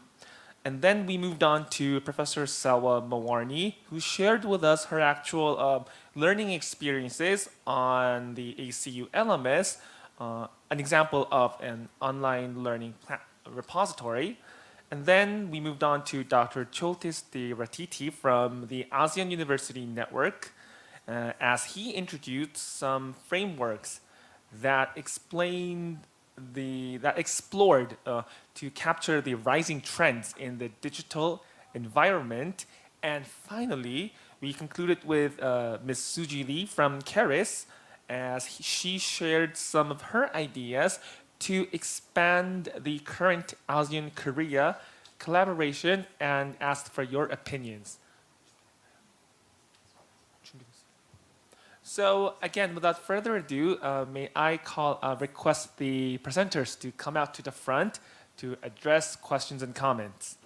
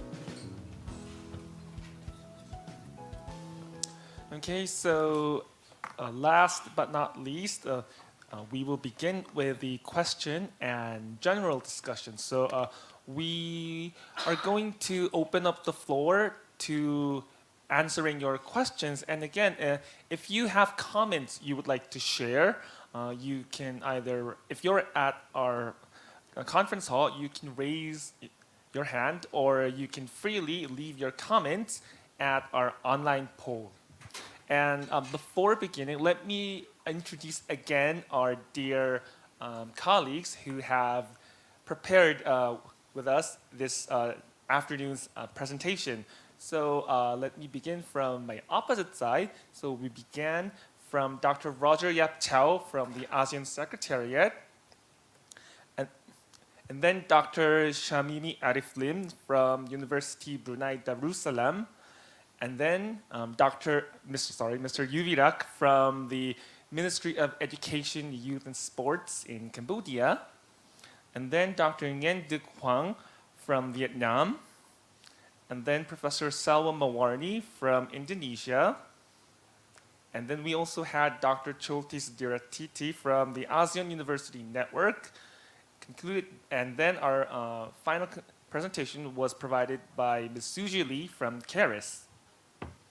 Okay, so before we go to the check the online question and comments, I think it is only fair to open up the floor to our offline participants, as they have shown us the friendship to stay with us until the end.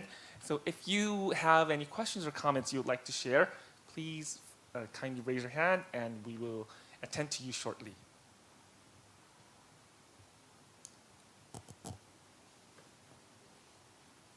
Hi, I'm Jintawi Klaisang from Thailand, and I would like to ask Ms. Suji Lee about what you just mentioned about we have done some of the pilot project with the metadata that we exchange on the back end to exchange, the cost that is really can broaden the cost collection among, ASEAN countries and number of courses on the ACU platform. So I'm sure that this one also will be able to strengthen the multilateral project that we think that this is very important and of benefit to other all of us in the ASEAN countries. My question is that how would this, in your opinion, think that because you also mentioned about further collaboration about the standard and guideline with the AUN. So first, the metadata project. In your opinion, how would this will be aligned, with that the AUN QA first to be able to, have the firm, grounded, foundation to further develop and broaden this project. Thank you. Thank you for the question. Well, at the beginning of the stage, as of now, we are just having a conversation and exchange of our metadata with TiMook. But at this point, ACU platform provided the metadata form to follow or to TiMook, so that the TiMook can fill in the metadata fields. But the thing is that these metadata fields, do those fields are compatible to the standards of quality assurance for online courses? And does it really comply with AUN's guideline? Well, actually in AUN, as Dr. Choltis once mentioned before, AUN hasn't been done with online courses quality assurance yet. So what ACU project is going to do is that we will start the discussion with AUN experts to build or to develop a step-by-step guideline or step-by-step metadata fields to ensure the quality of the online courses. And then we would like to deliver this format of the metadata to all 10 ASEAN member states, so that if you don't have a format or you don't have a metadata field developed yet, then the ASEAN member states can utilize what we distributed to you with the metadata format. That's the thing that we are planning to, and of course it will take time. It will take time for discussion with AUN, but in this way we can ensure and we make sure that the quality online educational resources can be produced and can be shared among all ASEAN countries and South Korea as a multilateral cooperation in the level of sharing online contents. Is it clear too? Thank you. So thank you for the question as well as the answer. Let us move on to addressing another question. If you have a question you would like, or any comment you would like to share, we would like to invite you to do so.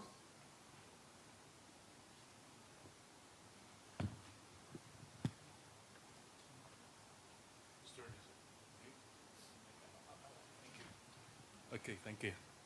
Hello. Is it loud enough? Okay. I'm aware that, do we have online participants now? Yes. Okay, so this goes to all of the universities. Thank you.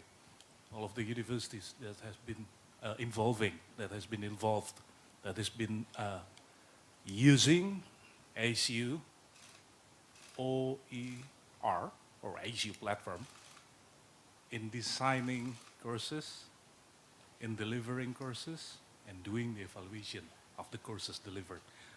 Again, the question is, how do you manage to put your quality assurance in it from the start until the evaluation.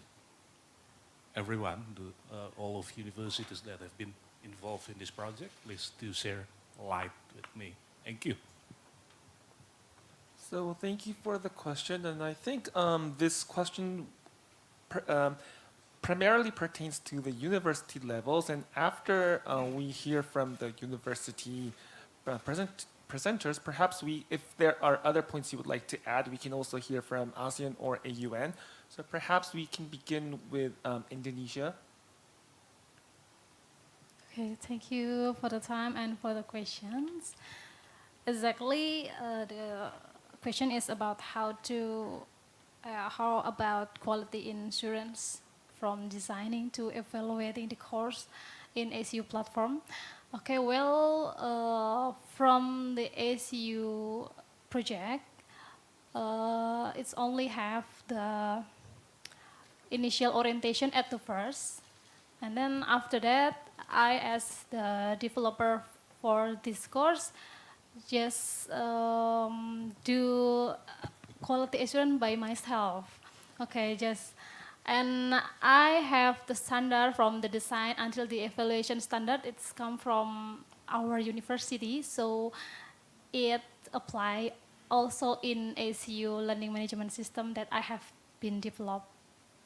Yeah, maybe it's enough, it's clear enough, or maybe still any participant will answer it. Thank you. Thank you. And although our presenters from the other 3 countries are not the actual ACU LMS users, but I think if you would like to add some ideas on quality assurance, how have you monitored and how have you assessed this effectiveness in terms of quality, perhaps among Brunei, Cambodia, or Vietnam?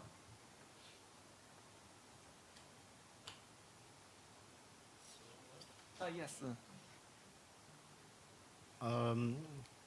My project not related to ICU, but when I do the content, the media learning content, I have to make sure that we have some professional of that field inside our project. Maybe when I do some project with healthcare, I have many professors from the doctor to help us to make sure that the quality of the project is quite good for the student.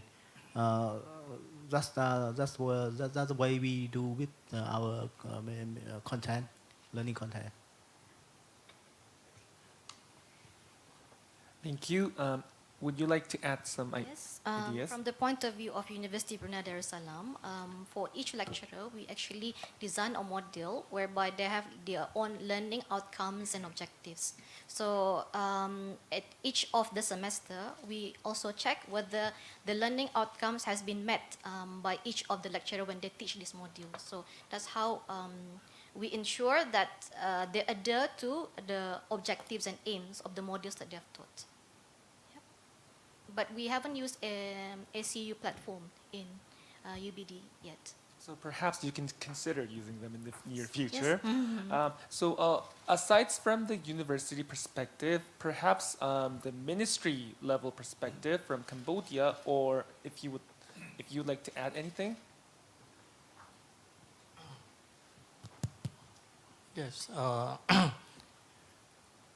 Actually, I work in the ministry level, so I didn't dwell deeply on the IQA, but at least the university that design the curriculum or any major of the program, that means the program have approval and recognition from the ministry first. And then the curriculum design as the whole, for example, bachelor degree program, there are 4 years. So this program should be aligned with the qualification framework of Cambodia, and each subject and lesson should be aligned with the student learning outcome set in the qualification framework. After that, the curriculum designer, content designer in the university also follow up on the like innovative pedagogy. What kind of pedagogy set and assessment should be aligned with that pedagogy? That means if it is online, so the assessment should be look through how they design the content and how they have to access, including ongoing assignment, including everything that they can access the student workload and also the outcome based on the online learning. So thank you, and we've had individual university perspectives from the ministry perspective, and if you would like to add anything in on the topic of quality assurance from the AUN or the ASEAN's perspective. Just very quickly, as you heard the answer from the samples, the practice of the quality assurance represented by the planning, the doing, the studying or checking, and the act or the adjusting is quite a common sense of quality management, and each university got their own policy, rules, and regulation related to quality assurance practices. So I believe that they all have their own regulation. I think the point is we don't have the common standards on how to do this plan, do, study, act. I use the term by Deming because some people thought that Deming talk about plan, do, check, act. Actually, Deming used the word plan, do, study, act. So anyway, we need to find the common standard, and this is a good opportunity that we have this ACU project. Thank you. And would you, from the transnational perspective of the ASEAN network? Well, first and foremost, let me put a statement. Higher education will not stay the same.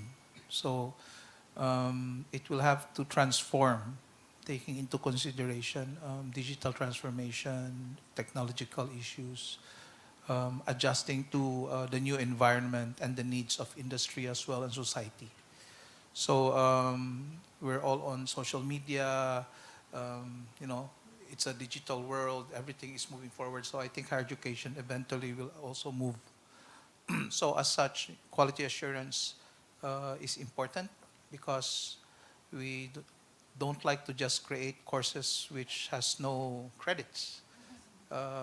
Well, for personal consumption and interest, that's still okay. But a lot of those who will take the courses would actually want credits, and these credits will have to be accepted by institutions. And without a strong quality assurance mechanism and platform in place, taking into consideration its alignment with qualification frameworks, national and the regional reference framework, then it's not going to happen. There's challenges. So, together with Choltis, we work in the regional space and we see the challenges, but we also see the opportunities. This is the thing. As I mentioned yesterday, challenges are there, but if our will is there and we work together, we will make it happen. So the essence is each institution have their own quality assurance mechanisms. In fact, I've been going around and visiting universities the past months, and I have seen internal regulations and policies for quality assurance for MOOCs and micro-credentials. Not all though. So I think there is something out there which we can learn from, and I think we can work together on it. The issue is getting consensus and agreement. I do not think we have not developed something. I think there is something there in the institutions, in member states. We just need to agree on common standards, common approaches, and something that is very much in line with how the region works, how ASEAN works. So thank you. So thank you. So I guess perhaps that's the reason why we have no choice but to continue on the discussions and the ways to explore what challenges need to be addressed. So thank you on each of your perspectives. Let us move to the next question if there are other questions from the floor. Well, if I may follow up on that, just to express my take. Thank you. Just to express my take. So each of the countries has their own standard of higher education, how to manage higher education. Each of the countries different, very different, varies. He told us yesterday, Roger. So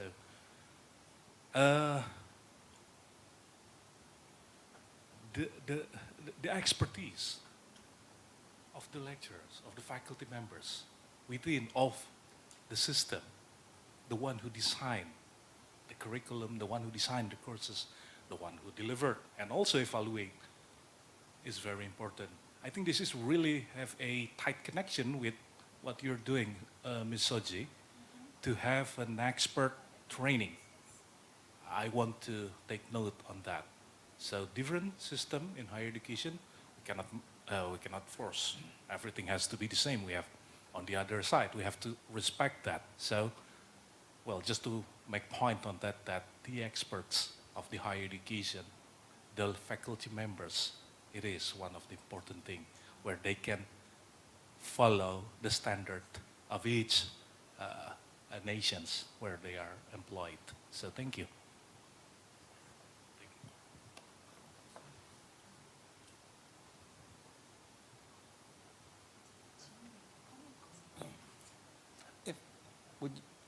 If there are any just an additional add-on, you're very right. The capacity of individual lecturers who will actually be very important in designing and developing the courses, in digital and the delivery in terms of using digital pedagogies, appropriate pedagogies, is not there yet. There's very few lecturers and faculty who has the capacity now. And that's the reason why there's seriously a need for capacity building. But I'm very different. When I think about capacity building, I do not believe in one-off regional events. I believe in developing materials, doing TOTs, and cascading the training to national level.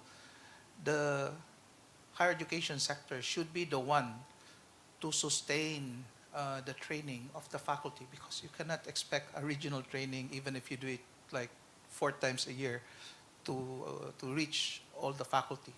It is impossible, and it is only the national higher education systems who can facilitate that.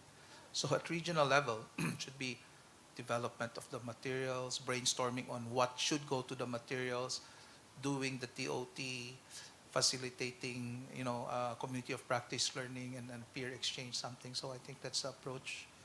We have so much to do, actually, honestly speaking. Okay, thank you. Thank you. And if we have, we have a number of questions that we've been collecting in our online Q&A. So, 화면 좀 바꿔주세요. So perhaps before closing, with due respect to our online colleagues, perhaps since we don't have time to go through all of them, I think we've had if you can see on the screen, you can also leave comments. You can also leave replies to the questions. So I think a number of our presenters left comments already. So to the other presenters, if you could kindly reply to your questions, perhaps after we conclude our discussion, maybe it would be grateful. And let us go through. Since we do not have time, since we are at the topic of quality management, and I think we have a. I think we have a question to Dr. Choltis for AUN. Excuse me. So according to your presentation, AUN seemed to have conducted more than 380 program assessments. Would you have any best practice cases or programs you could share with us among these 300 program assessments? On what basis would you consider that as a best practice? So I guess this question indirectly is somewhat related to the issue of quality management. So if you would kindly answer the question. Yes, briefly, it's more than 300 programs, thousands. I don't know how many thousand is keep adding up. Even as we are speaking right now, we are doing the assessment. We're doing it every week, at least one university a week. Each university doing at least 3 programs, up to 4 programs. Of course, we have good practices, good example, and that's why we are embarking on doing the internal quality assurance system, gathering the good practices, and being the AUN, all these are for the region for free of charge. We charge no fees. When we got something like a good practices, we give away for free. That is the AUN. So thank you, and just to, I think it would not be enough polite to answer, just address one question. So just to address another question, I think this one's addressed to Vietnam. Dr. Huang. To Dr. Huang, you shared with us a number of actual examples of digital education resources used from universities to hospitals. Have you monitored and assessed the effectiveness of these contents? If so, could you kindly elaborate how you assessed the effectiveness of these resources? So I guess this is also going back to the topic of managing quality. The fact that when I do the courses for the doctor in the hospital, I have to stay in the hospital for 2 months. That's how I can manage the quality of the lesson. I have to see them how they can do the lesson with our technology. Then I digitalize to some digital lesson. So we have the digital material, learning material for the doctor. That's how I do that. And the effective of the lesson is now in the past the doctor from province have to come to Hanoi. Hanoi is the capital of Vietnam to learn the lesson. It's one time per year. When we do that, we can create many, about 28 lessons in a time. So the doctor from the province do not have to go to Hanoi. I think that's will take less money for the government. I think when we do it for hospital, the biggest goal is the death rate in children is have to go down. But I think we have to do it only 2 years, 3 years. I can't measure it right now, but I hope that I can measure it in the future. Thank you. So thank you for the answer. And I think we can have one more question because we've had a number of similar questions.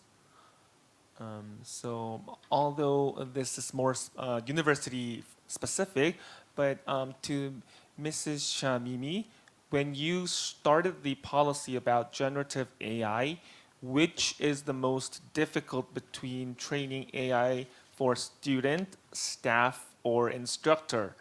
And how about the negative effect of AI in your institutions? Is there any challenging problem? So I think there are a few questions there. So let me try and answer the first questions first. Which is the most difficult between training AI for student, staff, or instructor? All right. I think as mentioned before in my presentation slides, we don't need to teach students to use AI. We just need to guide them because they can learn on their own. They're very fast in adapting technology. Yeah. So the difficult part is actually in persuading or encouraging our academic staffs to use latest development in technologies such as AI. Right? So what we actually do, we provide workshops, programs to our academic staff so that they can come in, so that we can teach them hands-on on how to use the generative AI. So that's still one of the current challenge that we're facing. But we are developing new ways on how we can tackle and mitigate this issue. Yeah? So, second question, how about the negative effect of AI in your institution? Is there any challenging or problem? Negative effect of AI. Well, perhaps that relates to our students as well. We need to guide them properly on how to use generative AI when they use it for their assignment, yeah? Because we found out that if we don't guide them or if we don't have any policy rules and regulations on how to use AI, they will just copy-paste everything without the references, without proper references. So I think that can be one of the negative effects of AI because students can claim the materials that they find from AI as theirs. So we need to properly guide the students how to effectively use it for getting or gaining new knowledge. Yeah. Thank you. Thank you for the questions. So thank you. So we've had a number of common questions and some individual questions.